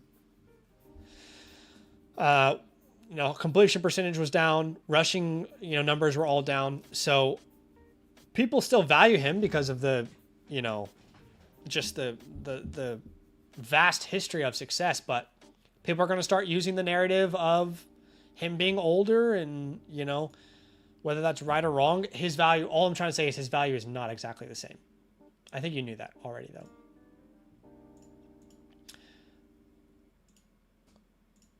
Okay. But we'll definitely have a look. If anything, Patrick Mahomes would have been the one to sell off of a high season, but then his ACL went deuces. He threw up the gang signs.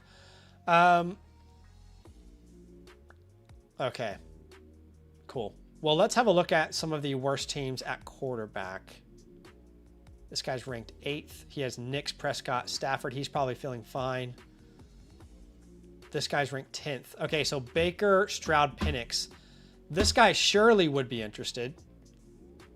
And I would have the goal of getting like a CD or an Amon-Ra. And he doesn't have any picks, unfortunately, that are important in 26. But I wonder if we could have this idea of going like CJ Stroud plus CD Lamb. And then this is when we could throw on that 308. And I love Jalen Coker, but maybe like a Jalen McMillan. One of these names, Tajay, Jalen McMillan, Watson to get it done. Something like that, right? If you have to pay as much as Christian Watson, I'm fine to do it. The good part about this deal is then you can probably go flip Stroud as well in a Superflex league. And Stroud's a good buy low because we know what he's capable of, but he's just had such a poor year. I would say both of these deals are possible if you want to do a Amon-Ra as well. So he's actually a pretty good candidate. I don't hate the idea of like doing a Lamar for CD. Let me float one other idea by you, because you were talking about tearing down, and I just wonder, like, what if we didn't even tear down? We just asked for CD Lamb, but we made it like a 2-for-2 where, like, the problem is the draw. Oh, no, this is perfect. Devontae Adams. And we'll give him back something that we think is just like completely useless. Like, I mean, not useless. That's the wrong word, but I mean, I love Jalen McMillan, but maybe like a Jalen McMillan, a Tajay Spears. This is the idea. You see the motion? I'm the motion of the ocean here. That's the idea. Now, you doing this, you got to recognize Mahomes is not going to be ready to start the year. So you're going to have to rock with Darnold and Shuck. It puts you in a little bit of a difficult spot. You love it. You like it. I love that you like it. This is my goal at all times when I do these reviews for you guys, to get as personal as possible, to give you as many options as possible. But I think that works a lot. Let's see if there's another team. Let's see, 9. We've got Love, Goff, Jones. I don't think this guy is desperate, honestly. You could try to buy low on Jefferson if you sent like Lamar. What about sending Lamar for Goff and Jefferson? I'd be so curious if that's even possible. Jared Goff and Justin Jefferson. Do we think that's possible? Maybe I'm underestimating. I just feel like people are so low on Jefferson right now. I think it's a great buy for someone in his window, in your window. Maybe you have to add that second. I don't know. I don't know if it would cost that. I don't know. I really don't know. Like, maybe in some leagues you can probably do it without adding a pick. In some leagues you might have to add the second. In some leagues maybe that third will get it done. So It's worth exploring that conversation because JJ's a great buy low right now. But honestly, like being fully transparent with you, no one else has a big quarterback need. That's unfortunate. Ooh, actually, Aztec Warrior has a massive need. But what do you... I mean, you got to get the 101 here. You got to get the 101 or it makes no sense. You need the 101 and a Dunze. I just don't think he's going to do this, but... You need the 101 plus Roma Dunze here. And... I don't know. I think that's probably what you would need. If he's not willing to do that, you could probably settle for like the 101 Roma Dunze. And you're giving back like a Dowdle, a Dobbs, like something small. But yeah, outside of that those teams are where your leverage points are at. Nowhere else, because everybody else's quarterbacks, they don't have a huge need. That's the disadvantage of being in a 10-team league. 101 in a Dunze for Mahomes. Yeah, I would do that too. Yeah, if for some reason you can get Mahomes straight up for this, then I would do that. And by the way, in all of these trade ideas, I love Mahomes, but I probably prefer sending him because you're a contender. Let me just add that caveat. Mahomes is interchangeable. I prefer you sending Mahomes. I'm aware that it's not going to be the preference for most people. But yeah, other idea, I would say 27 second. For these names, outside of Parker Washington, I don't think you would send a second for Parker. Parker, you might send your 308 plus. I mean, you're going to have to give something like... people like Parker Washington. He looks great, rightfully so. I mean, one of our sleepers not too long ago. But I'm just thinking like... Can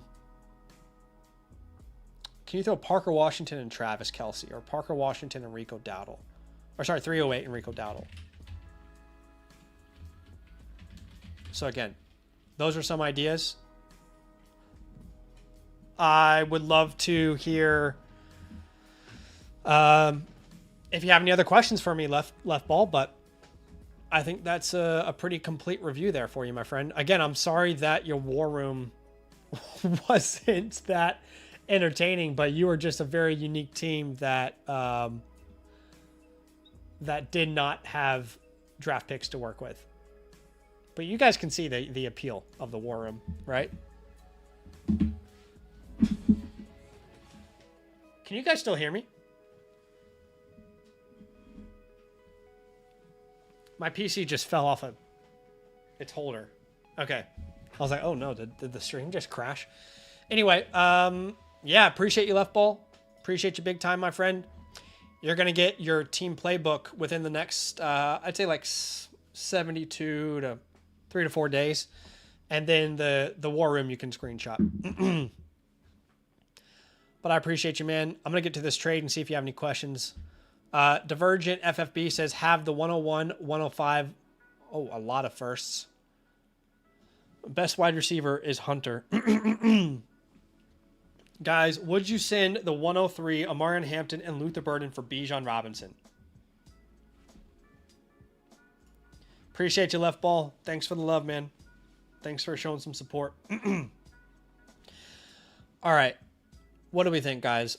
Would we trade the 103 Hampton Burden for Bijan Robinson?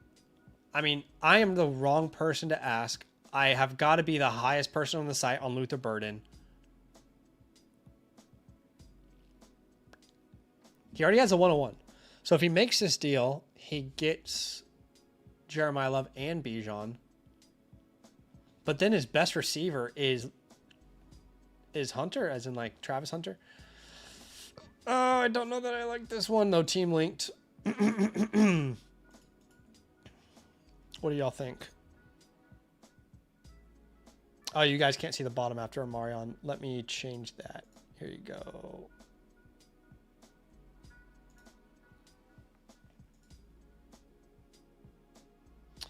I don't know, guys. I think if I had Bijan, this is probably at minimum what I would need, but I don't think I want to buy it at that cost, especially considering he's in a start 12 league.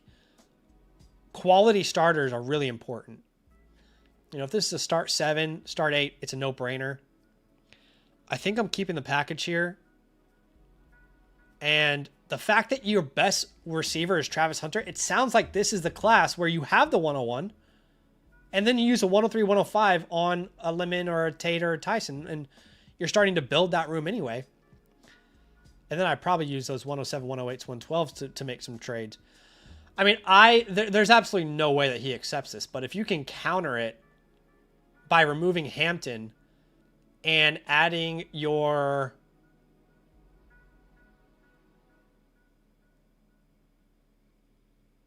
one 107 and 112, I would do that. Oh, I just don't value this class much. Maybe I'm going too crazy there. Okay, you got the 201 as well. I would do something like that. But yeah. Hopefully that's helpful, my friend. Okay, Dean. Dean. We have a winner. Let's refresh here. So we currently have 1, 2, 3, 4 in the queue. I should be able to get to all these today. Appreciate y'all big time. And of course, we are still open for business. All right. Dean, let's get your playbook set up here. Where you at, Dean? Dean. Okay, here we are. All right, Dean.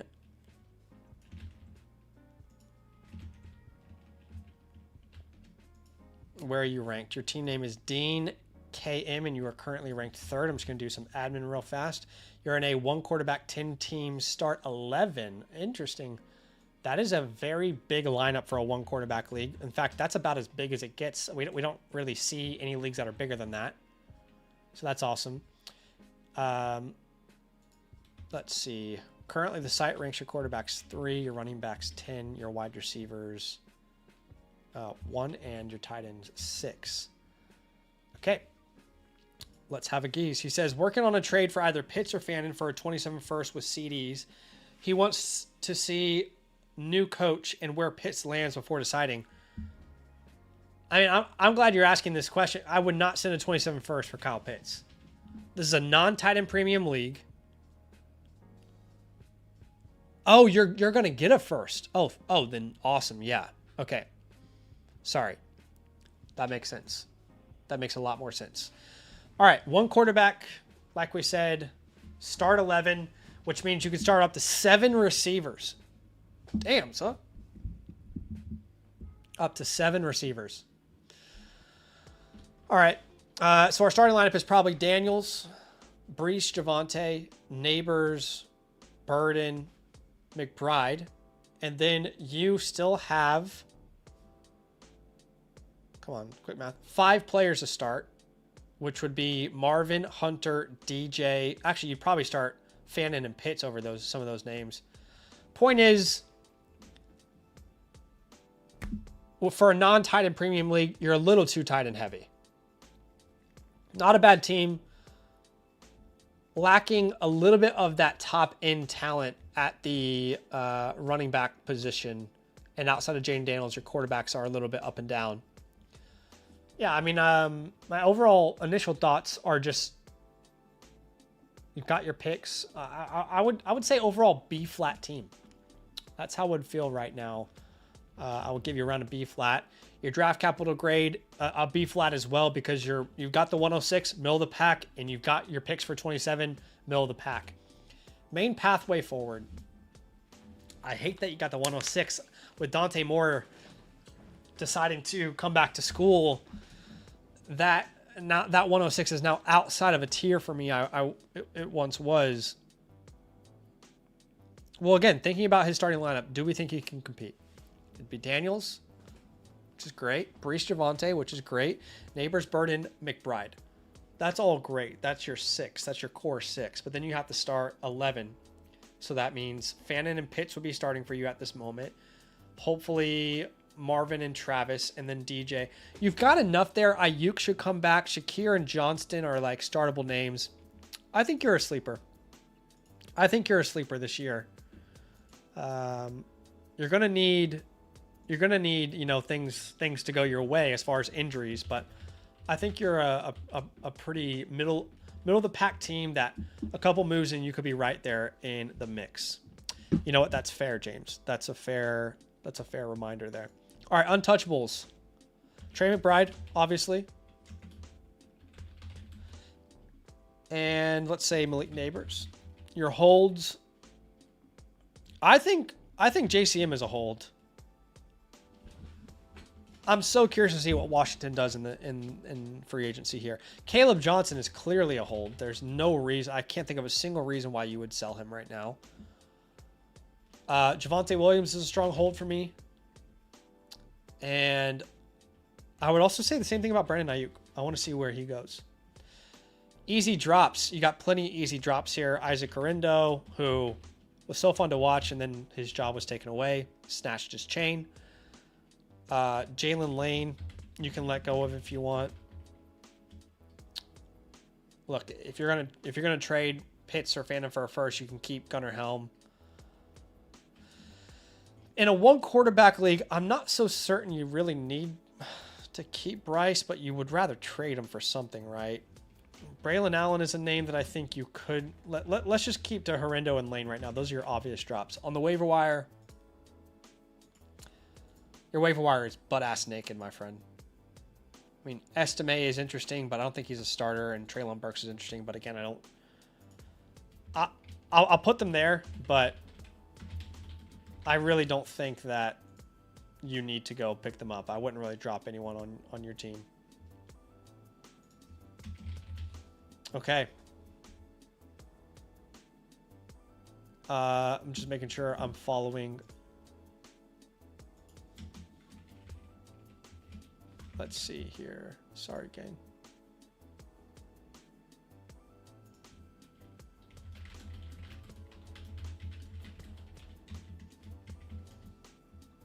All right.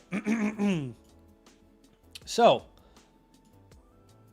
we've got your draft picks here, and this is going to be a much more lively war room with your team, which is great because you've got 4 picks to work with. Now they're all right there in the middle, unfortunately. So it's not like these picks are you know, true game changers, if you will. But they're definitely going to help. There's no doubt about that. Okay.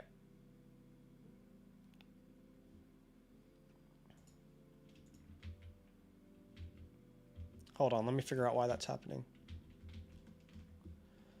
All right. We said sleeper, and we said B flat for this team. What's up, Nicholson? Yeah, at the very beginning, we did a big announcement. So if you guys are just joining, you can go to the very beginning of the stream, and we talked it all through. But very exciting stuff, and glad you guys are here with us. Okay. So now the war room is probably going to be a little bit more useful. Awesome. Okay. So at the 106, as of right now, where I see the 106, and we'll break this into like kind of 2 categories. We'll start with, we'll call this stick and pick. Okay. And then we'll go with a idea of a max value or trade.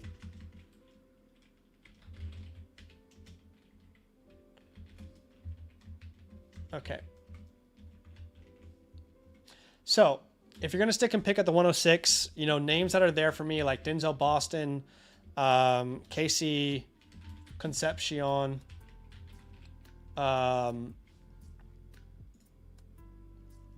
I don't really love this tier. I like Boston a lot. Don't hear what I'm not saying, guys. I'm not obsessed with this tier, though. And those are the guys I'd probably target. Good thing is you do need some more running backs, but your receiver room is important in such a large league. But yeah, that's probably who I would target there at the 106. At the 206, honestly, it's far too early. There are so many names, but without draft capital this year more than ever, it's going to be almost impossible to really give you perfect scenario there. But names that I like, you know, Bernard, Simpson,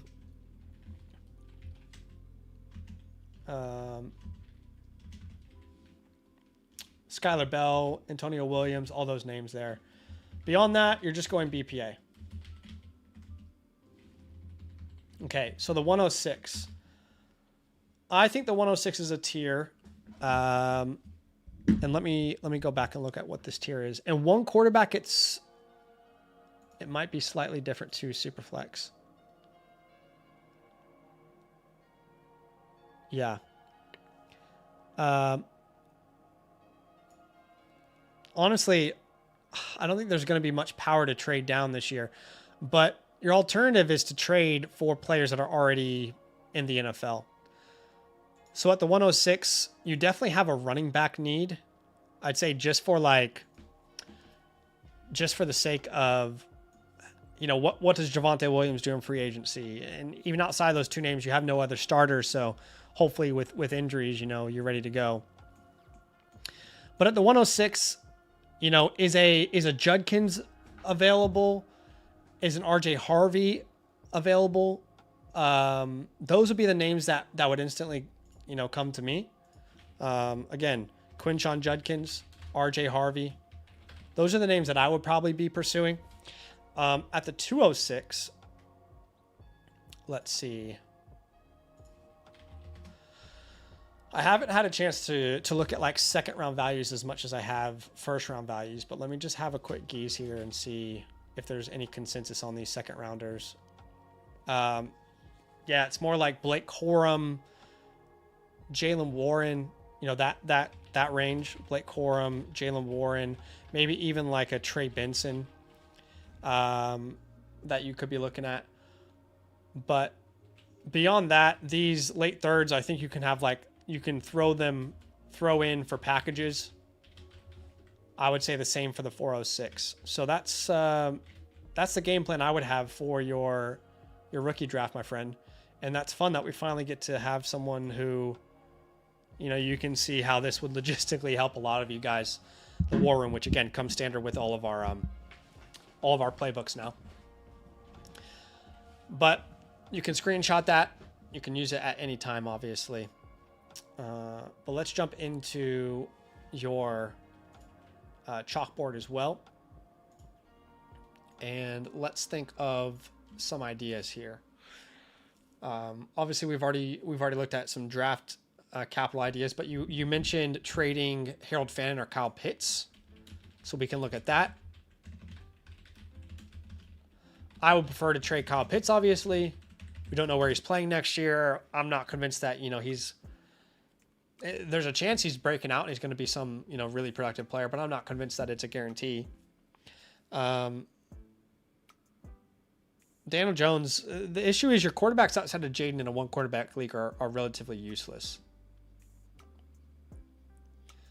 But you could even attach a Pitts and like your 106. That's another idea that we can explore. Yeah, so you already mentioned a 27 first. I'd say if you can get a 27 first for either of these guys, I'm down for it. I think the Fannin one would need to be from, you know, it need to be like a mid first. With Kyle Pitts, I would take any. I'm fine with any. But I'm really curious what Kyle Pitts and the 206 can net you. Let's have a look at tight and needy teams. You said CDs was the name that you're talking to. CDs, okay. So he has Gadsden. I'd be curious if the 106 and Pitts I mean, could that net you Travion Henderson? I wonder if that's possible. That would definitely be intriguing to me. It's too much to pay for Josh Jacobs. Amon-Ra obviously would be awesome, like an Amon-Ra or CD. I don't know. I feel like that's not going to be enough for CD Lamb, but I'm going to write it down. Again, I don't think that's going to be enough for CD. Just want to be super clear there, but I always want to write it down for you. So those are some options that could work. He also has the 103, so I wonder if you could tier up, like send the 106 and the 206 for the 103. I wouldn't mind that this year. And what else does he have? He has a 401. So let's take like a 27 third back. I like that idea as well.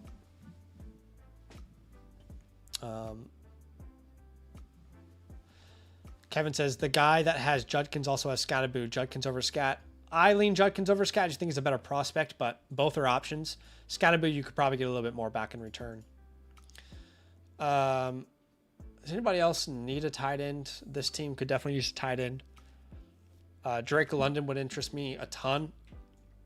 Drake London is probably more realistic than a CeeDee Lamb, but that could definitely work out in your favor.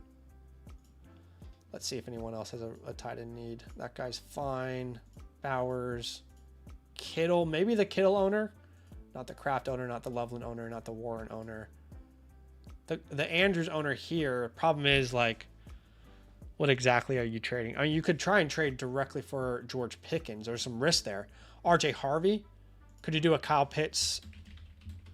What did you have? You had the 206 RJ Harvey.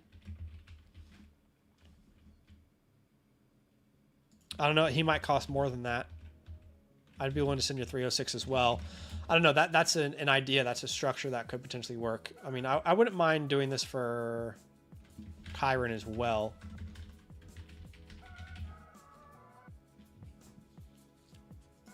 Yeah, those are a lot of ideas, though. Do we have Dean on the stream with us? I don't even know if we have Dean. But those are your main guys that you can trade with. I would do the Jefferson deal for the Kittle owner, but again, I don't think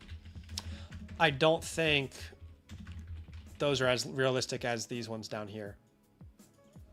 But yeah, man, let me know if you have any final questions here. I always want to give a complete comprehensive review for y'all. Appreciate y'all spending the time and showing love to the channel. Let me know if you have any final questions there, Kev. Or yeah, Kevin, that's your name, right? Kevin, last name Dean, first name Kevin. Yeah, my friend, let me know if you got any questions there. And let me just make sure I'm on track. Okay, perfect. Alrighty. I'm going to take a big gulp of water. The older you get, I feel like the less interesting your Christmas gifts are. And I don't really ever know what to ask for Christmas gifts anymore, but I got this water bottle. It's funny how different life is now.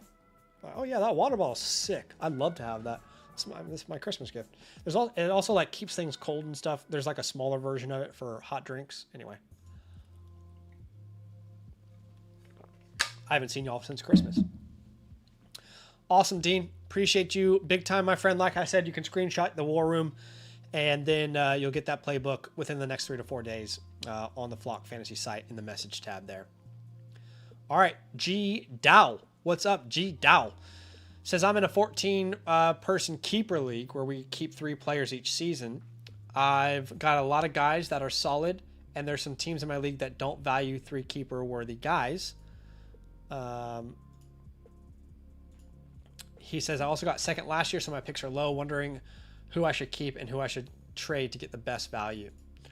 That's interesting because this is more like a redraft question. So is G Dow in the chat? I'm curious.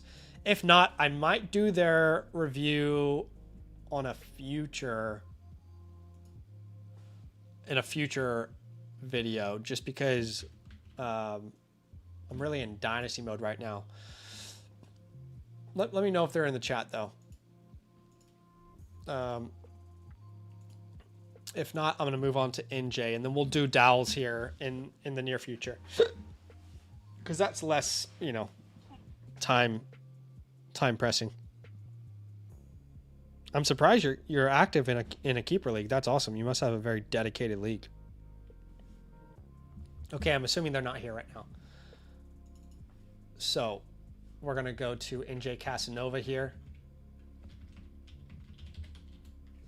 And then we've got Big Vegan Beef on deck. On deck. I love seeing a lot of like the same names coming back. NJ Casanova, are you in the chat? Because I saw your name at the top of the FastDraft Origin tournament like all year. I was like, oh, that's NJ from our community. Did you end up winning that tourney? Or I'm so curious because I remember seeing you at the top of one of those leagues the entire time. Anyway, I can't find it now. I want to know if you won the cash prize. All right, let's jump into this next one here with NJ. NJ, appreciate you, man. Thanks for showing some love. Hopefully you're loving the new offerings we've got. No context there. Let me just double check there's nothing on the back end for NJ here. Thanks, Nicholas. I appreciate that. Nicholson, sorry. We already did the giveaway, though, but I appreciate you being here, man. All right, Casanova. There is no context, but this is our first Playbook Pro Pass. If you guys aren't aware, we talked about that earlier, but the Playbook Pro Pass tier gives you 2 team playbooks, okay? This first one is going to be priority, so we'll jump straight into it. And then you'll get that voucher, obviously, as well. And we've never done this before, so I'm glad NJ is taking advantage of it. I'm going to give you that team review voucher here. So you've got the Playbook Pro Pass. Congratulations on the additional voucher. NJ Casanova. Team name is ChatGP3. Hopefully we're not using ChatGP3 to set our lineups. It is a 1 quarterback, 10 team start 10. A lot of 1 quarterbacks today. A lot of 1 quarterbacks today. Okay, I said 1 quarterback, 10 team start 10. That is our rolling deep lineup, which means you can probably start up to 6 receivers. And that's awesome. Okay. I'm just writing down a couple admin things. Team name is ChatGP3. You're currently ranked 9th. Oof. What happened? What happened, brother? All right. Looks like we got a little bit of a mission on our hands with this one, but that's what I'm here for. And I hope that we can get you out of that little grave you've dug yourself in a little here a bit with. Okay. Jaden Daniels, Cam Ward, Bryce Young. That's more than enough for a 1 quarterback format. At running back, we've got Chase Brown, Stevenson, Mason. It's rough. There's no doubt about it. Wide receiver, you've got Wilson, Pickens, Higgins, Wilson again, Pierce, Williams, Parker. I love Parker. Good tight end room. So your starting lineup right now, and again, this is a start 10, would be Daniels, Chase Brown, Ramondre Stevenson, Garrett Wilson, George Pickens, T. Higgins, Michael Wilson, Tyler Warren, I guess Alec Pierce, and Parker Washington. I mean, let's be real. It's not the best lineup. And unfortunately for you, this class does not have a lot of running backs. In fact, I don't think there's a running back worthy of the 103 and the 107, which is what you have. Yeah, I think you're in a tough spot, honestly. I think you're in a tough spot. I would probably label this a in or out. you kind of need to make a decision. You know what? I think I'm punting with this. I think I'm going to do a 1 year punt. I can see how you could compete. Know what? He doesn't have his 27 first. Never mind. That changes everything. You're now a Windows open. No 27 first. You cannot do anything other than compete. But transparently, I will put your team grade around a C to a C minus. Yeah, probably C minus, right around there. But again, we are Windows open without our first next year. Draft capital grade, give a B plus. All right, untouchables on this team. There really isn't one. There really isn't one. Holds on this team. We've got plenty of holds. Jonathan Brooks. I saw people in the chat say that, and I 100% agree. Jonathan Brooks is a hold. Parker Washington is a hold. Jawan Johnson is a hold.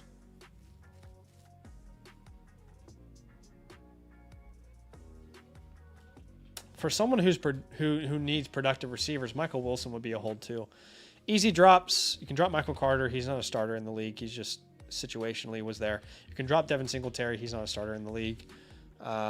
If you want to, you can drop Ty Felton. Again, you don't need to drop these names. It really depends if you have people on the waiver wire that are worth. You could drop Jacoby Brissett. Considering it's a 1 quarterback league. On the waiver wire. Look, Marshawn Lloyd, Jatavion Sanders, I guess, but there's not many names on the waiver wire that I really like, so I understand why you are keeping some of those lower name bets. All right, so that's mostly your admin. The good news is, while you don't have your your first in 2027, at least you got a couple firsts in this class. Now, problem is, this class sucks, transparently. But again, at least you've got something to work with if you're going to have to be all in. So why don't we go ahead and let's jump over to the war room. And this is the last guy's war room. But what we'll do is we'll go ahead and we'll add a couple options here. Okay, so if you're going to stick and pick at the 103, here's the problem. You have an incredibly obvious glaring hole at running back, and there is no running back at the 103 that is worthy. None. Okay. But if you're going to stick at the 103, it's got to be one of those receivers. Lemon, Tyson, Tate. Has to be one of those names. I think you need to trade the pick, and we'll explore that in a second. At the 107, again, it's your Bostons, your Concepcion. I guess you can rationalize, running back if like Price or Coleman go in the second round or something, At the 301, I don't know, too early BPA. Okay. What if we were to trade the pick? At the 103, I think this is where, again, if you can't get your 27 first back, and that's how I'm operating right now, then if you're going to trade the 103, you can get a pretty good running back, honestly, from what I've seen in the market. I don't know if like a Hampton Taylor is possible, but a James Cook,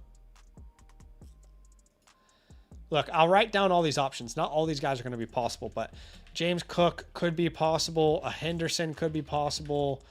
A Hampton could be possible. Again, in different packages. But those are the guys that you're probably targeting there at running back. It's too early for some of the veterans like the CMCs and, you know, some of these other names. I'm trying to think off the top of my head, like Breece Hall, for example. It's too early for those names. I don't think Jonathan Taylor is possible, but he would be a pretty good fit given the state of where your team is right now.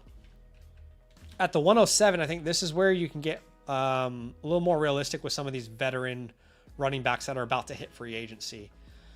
For example, even like a Quinshon Judkins could be possible in some leagues, but Breece Hall comes to mind pretty instantly. He's someone that I like to buy for contenders.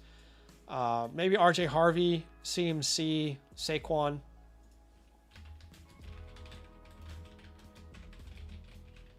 So those are some options. At the 301, I mean, there's not really an option to get a productive veteran running back. But that is your war room. Go ahead and screenshot it if you'd like. And we're not done. We'll jump into the chalkboard. But that's the kind of game plan I'd probably have with your rookie picks. But I think we've explored a lot of those options, and let me pull some of those over to the chalkboard, and we'll explore those a little bit further, and maybe see what other picks we can include to make some of these deals work.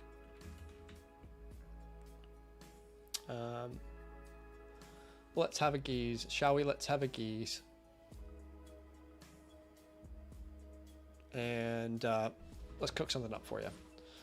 So we've got the 103, like we already mentioned. We've got the 107, like we already mentioned.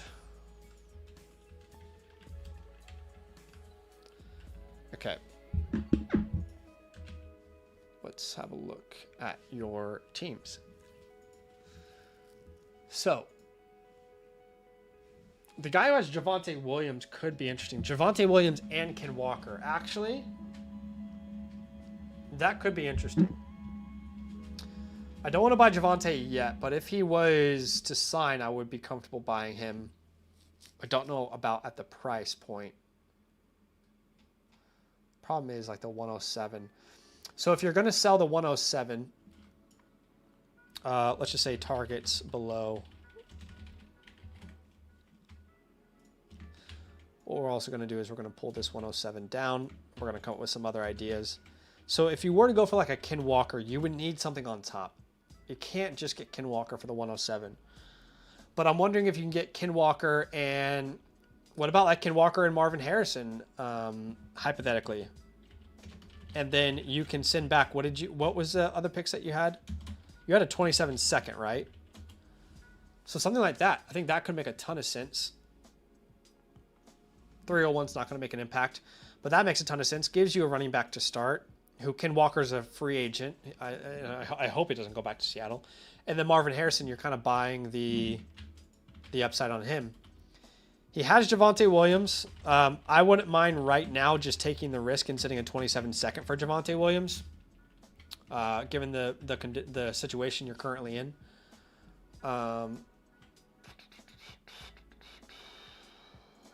Okay, let's keep looking. I'm trying to find teams that have excess at running back. The guy who has Saquon could work. We talked about that earlier.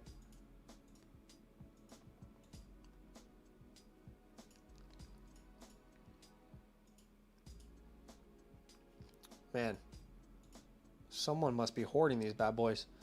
The Quinshon Judkins, yeah, at the 107, that could work.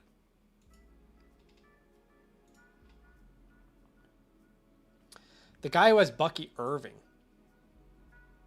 I'd be super interested in like the 107 for Bucky Irving as well, if I didn't say that already. I think Bucky's going to be a great buy low all offseason. Clearly, he was injured still, and the entire offensive line, the entire offense was dealing with injuries. You don't go from being one of the best ever after contact to, just a bad player. I think he's a good, buy. I wonder if you could even get the 203 in this. You can explore this idea, but if you get Bucky Irving in the 203 for the 107 and the 301, something like that. You have the 301, right? Yes, you do. But those are some ideas. Again, and these ideas are all kind of based in this premise that you would compete this year. Obviously, if you're able to go out and get your 27 first, then you don't. That would look a little bit different. Appreciate you, NJ Casanova. Thank you for being the first ever Playbook Priority purchase. Appreciate you, dude. Appreciate you big time. And I'm glad we were able to look at that together. All right, I think this is going to be the last one of the stream for Big Vegan Beef. Let me have a geese here. Awesome. Let's have a look. So we've got a playbook here. And Big Vegan Beef says, thanks for the review, guys. What would you do if you were in this league? Tier down 101 for Amon-Ra for more depth. Consolidate mid-wide receivers to up tier. The top team wants a 101, Amon-Ra, and holds too early first next year. I'm debating on whether trying to give high assets away for a haul. Okay. Well, let's have a look at the team. And let's get through some logistics here just really quickly. Obviously, we've got your name. Your team name is the Sheriff. Must be a Peyton Manning fan. We may have a Colts fan here amongst us. The Sheriff that currently ranks you... Wait a second. Your team name... Is your team name Big Vegan Beef? Maybe your team name is Big Vegan Beef. Okay. Well, you're currently ranked 4th on the Flock site. We are in a 1 quarterback, 12 team start 10. There is a tight end premium as well. A lot of 1 quarterbacks tonight. Start 10. 1 quarterback, 12 team start 10.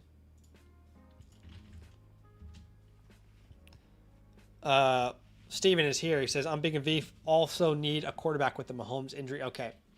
We'll definitely look at that together. All right. League format, like we said, start 10. That quarterback, you're ranked 8th. You've got 5. Just want to make sure I write all this down. Okay. So we've got Patrick Mahomes, Jared Goff. It's a good quarterback room. Hampton, Brees. It's top heavy. Amon-Ra, Devonta, Travis, Godwin. Not the deepest positions here. Then Kraft, Laporta, Otton. The bad news is you only have 1 pick in 2026. Good news is it's the most valuable pick by far. It's not even close. And it's the pick that you can get the highest return on. I would encourage you to wait to move that pick until you see the video that's coming out on Monday, because some people are getting some crazy deals. But you have your first and 27, so you've got flexibility. Right now in a start 10, you'd be starting Mahomes, Hampton, Brees, Amon-Ra, Smith, Kraft. That's 6. And then you would have to start 3 more names between Laporta, Hunter, Godwin, Johnston, Worthy, maybe Brooks comes back, Charbonnet, Tootin. You've got bodies, but you certainly don't have like ideal bodies, if that makes sense, if you know what I mean. I kind of lean towards this being a team that, if possible, tiers down at running back or at the 101. I think this is probably a team that benefits more from trading the 101 than picking, but we'll have a look at that here in a second. Your untouchables. Closest thing would be Amon-Ra St. Brown or Amarian Hampton. You don't really have many. Your holds, plenty of holds. Jonathan Brooks, we love as a hold. We talked about that a lot today. Tootin's worth a hold. Jack Besh for sure. Kyle Williams for sure. These are all great holds. Got a lot of potential there on the team. Easy drops if you need to. You can drop Phil Maffa. can drop Savion Williams. On the waiver wire, it's a 1 quarterback league, but Malik Willis is interesting. I'd roster Malik Willis over those other names that you had. So yeah, let's go pick up Malik and maybe Estime or Ford. I don't know. You don't have to. But Malik Willis could be valuable in this format. You know, think like the best version of Justin Fields. And maybe that gives you flexibility at quarterback. I'd rather have him than a Maffa, Burks, Savion, Dulcich, these names. Okay. Draft capital grade. I'm going to give you a B+ because while you don't have many picks, you have impactful picks. Overall team grade.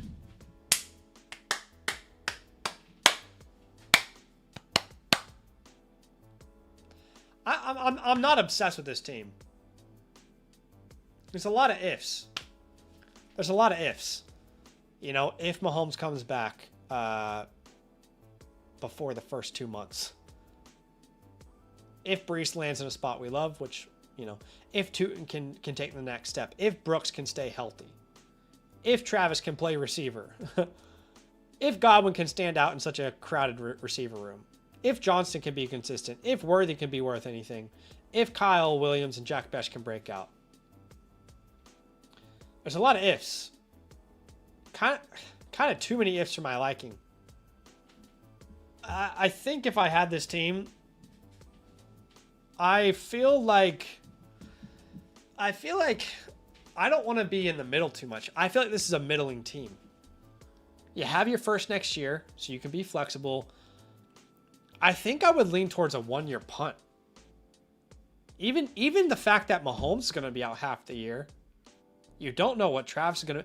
There's just too many to go all in here. I think this is a punt. I don't know. I'd love to hear if you have a different idea that you really want to explore, let me know. But I think you're punting this year. And I will put your team grade... It's C+, B- for me. C+, B-. It's right around there.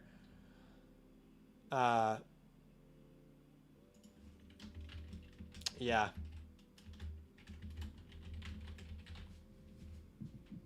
Brace Hall to the Texans would be incredible, by the way.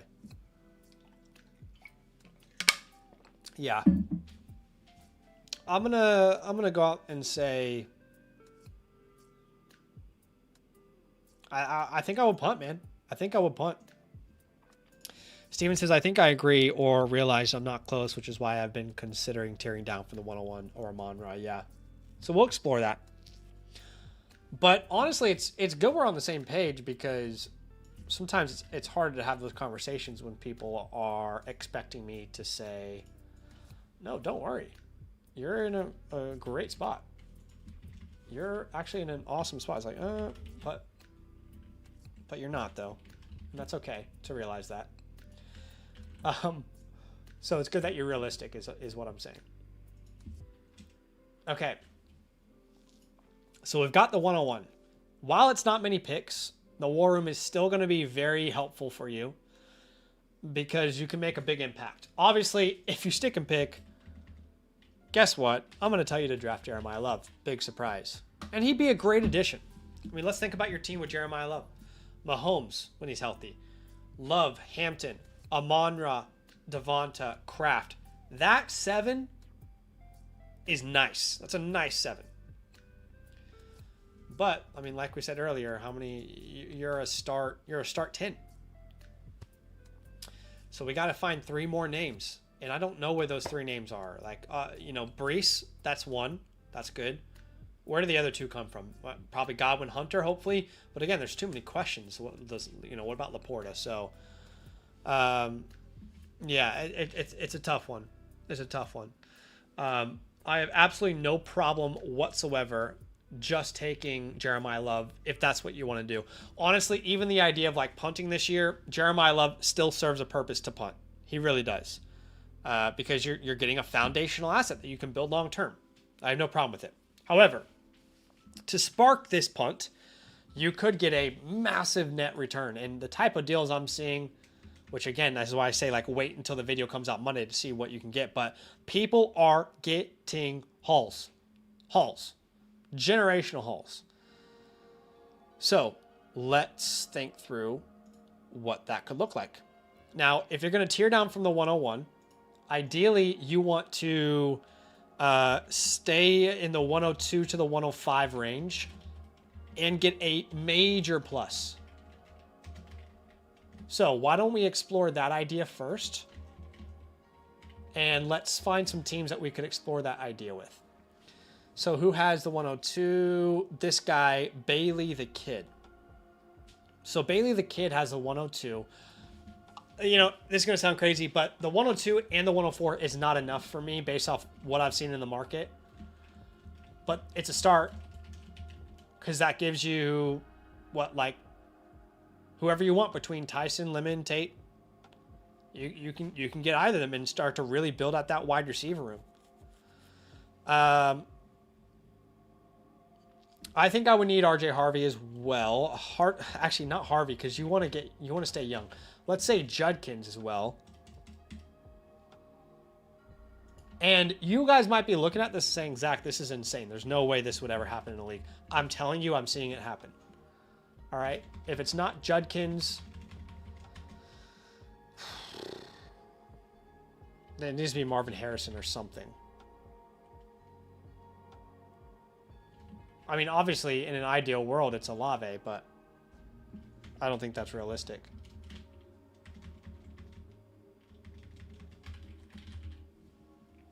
So that's an idea for him. Alternatively, you can ask for the 102. This guy's 27 first is not that valuable because he's the best team. Pretty obviously. Okay. But you could ask for the 102. I might be actually dumb. Okay, here we go. The 102 plus the 104 plus the 27 first, but it would have to be from someone who is not good like he is. Okay. Again, you have to do something that makes sense. Like it makes no sense to go out and trade for Christian McCaffrey and get a bunch of picks. You know what I mean? You can do the 103 Henderson. I like this idea.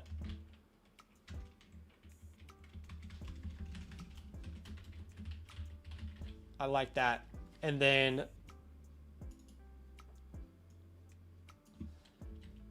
from my experience at least, you can get more than this based off what I've seen. 103 Henderson and let's say like he has a 27 first, so let's take his 27 first.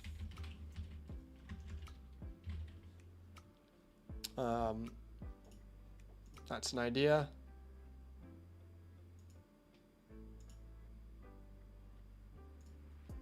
Yeah.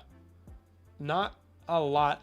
There is a rare scenario here where, for whatever reason, the guy that has Ashton Genty views Jeremiah Love as some really like superior option. And there are leagues that are doing this. And if in case that is your league, if you can get Ashton Genty and, you know, the 27 first for the 101 and the 27 second or something. I know it sounds crazy. I would never do this, but I'm seeing it happen. So that's an option. I don't really want to tear down to the 106 in this league, so your options are limited really to those main guys that we talked about at the top. So really, these are the guys that, you know, the guys who have the 102, 103 are the guys that you can really kind of make some motion with. You got to be really careful because ultimately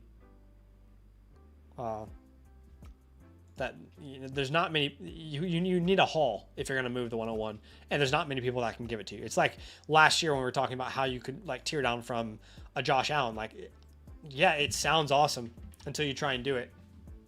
And it's like, shit, this is actually really hard. But that is the goal there for your draft, my friend. That's the direction I would take. Let's jump into the chalkboard here and let's explore those ideas that we talked about, where we talked about moving, tearing down from Amon-Ra St. Brown. I think that was the main idea you had.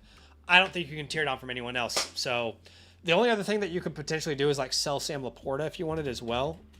So you're selling 2 Lions, but tearing down from Amon-Ra, not a bad idea if you're going to punt 1 year, but it's not like he's going to lose a ton of value in a year from now. Well, let's just have a look. So if you could tear down to like an Olave, if you can get Olave and the 104 and send Amon-Ra St. Brown and something smaller, like a Woody Marks, a Tyler Algier, a DJ Moore, something like that would make sense to me.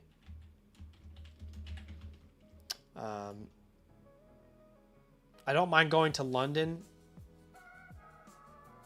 I just don't think he's going to give you much in return. Like a London Judkins is a no-brainer, but I don't think he's going to accept something like that.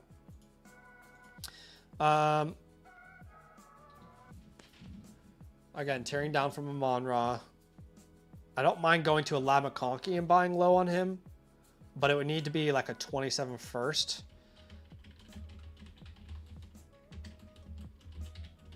I mean, in some leagues that might be all you can get. In other leagues, you might be able to add onto that. You know, let's say you asked in addition for the 109 this year or something, and you sent back. What's the latest? Oh, you only have 1 pick. I was gonna say, what's the latest pick you have? Do you have a vet you could send back? Could send back. No, not really. I don't know, Brian Robinson. That idea is probably not going to work. But the first and McConkey definitely possible. Let's see. I like these ideas so far, though, because we're not tearing down into irrelevance. You know, Brian Thomas. This guy doesn't have enough picks to make this make sense, and I don't think I would do that right now. Transparently, Garrett Wilson. I would do Garrett Wilson. I'd do Garrett Wilson in the 103 in a heartbeat. I don't think that they would accept it, though. What did I say? Garrett Wilson in the 103? Oh, in a heartbeat. I don't think they'd accept that. But the 108 is not worth it for me. It really isn't. So that's the only deal that makes sense. So if they're not interested, I completely understand why. Not going to do it for Pickens. Not going to do it for one of these names. It doesn't make sense if you're punting. McMillan is ideal. McMillan is actually very ideal. But I just don't know how this works. Like, can you really ask for McMillan in a first now? I don't know. I don't know if that's possible. But that would be a structure I would like to pursue if it worked out. Yeah. Those are your main options, I would say.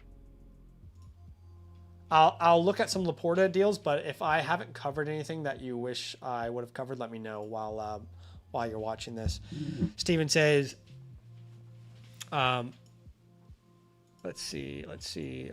Is it worth waiting until closer to try some of these or start with the highest value? Look, right now, there is absolutely no harm in exploring the market. Now, that doesn't mean that you have to pull the trigger. You know, just see what's available now. It doesn't mean you have to pull the trigger, though. There's no harm. No harm in exploring the market. Okay, Laporta. Would anyone even be interested in Laporta? It feels like a year or two ago we had like no tight ends, and now everybody's fine at tight end. Maybe the Kittle owner. I wonder if you could get Matthew Golden in the 203 or something. That's a perfect punt move, by the way. Look at me cooking. Look at me absolutely cooking in the kitchen. That's a perfect punt move.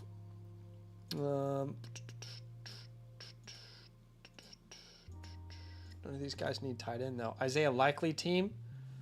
Laporta 4. The 4 is... There's nothing that makes sense there. They can't offer you anything. They're not going to... Look, maybe Zay Flowers, but they're not going to give you that.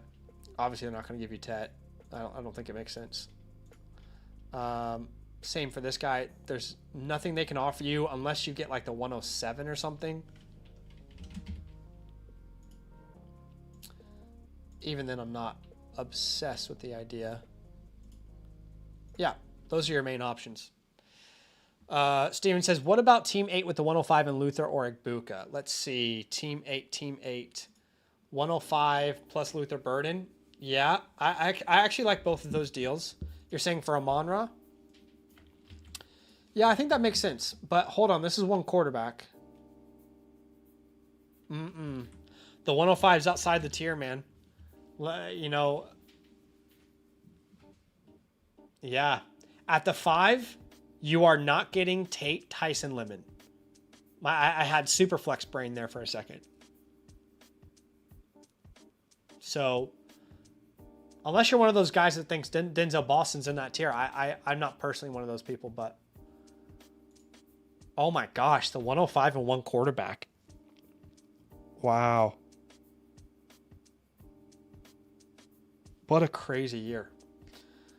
I don't think it's worth it, man. Look, you could justify going like Luther and Igbuka. I don't think the guy's going to do it, but if you can get Luther Burden plus Emeka Egbuka, I think the hard part is I don't even know if that makes sense for either of you. Yeah, I honestly don't think that's going to work. But yeah, man, you're just one pick off. If that was the 104, I would actually be really interested. But yeah, I think that's it, man. But I appreciate you big time. Like I said to the other guys, you should get your playbook within the next, 3 to 4 days. But yeah, guys, I appreciate you big time. Please let me know, if you guys have any questions about our new offerings. I'm always available via DMs. And yeah, we'll talk to you guys soon. Video comes out tomorrow. A new video comes out tomorrow. And then on Monday, I've got a video I'm very excited about for you guys to see, talking about rookies and how to sell these picks. So nothing but love, guys. We'll see you in the next stream very soon. Peace.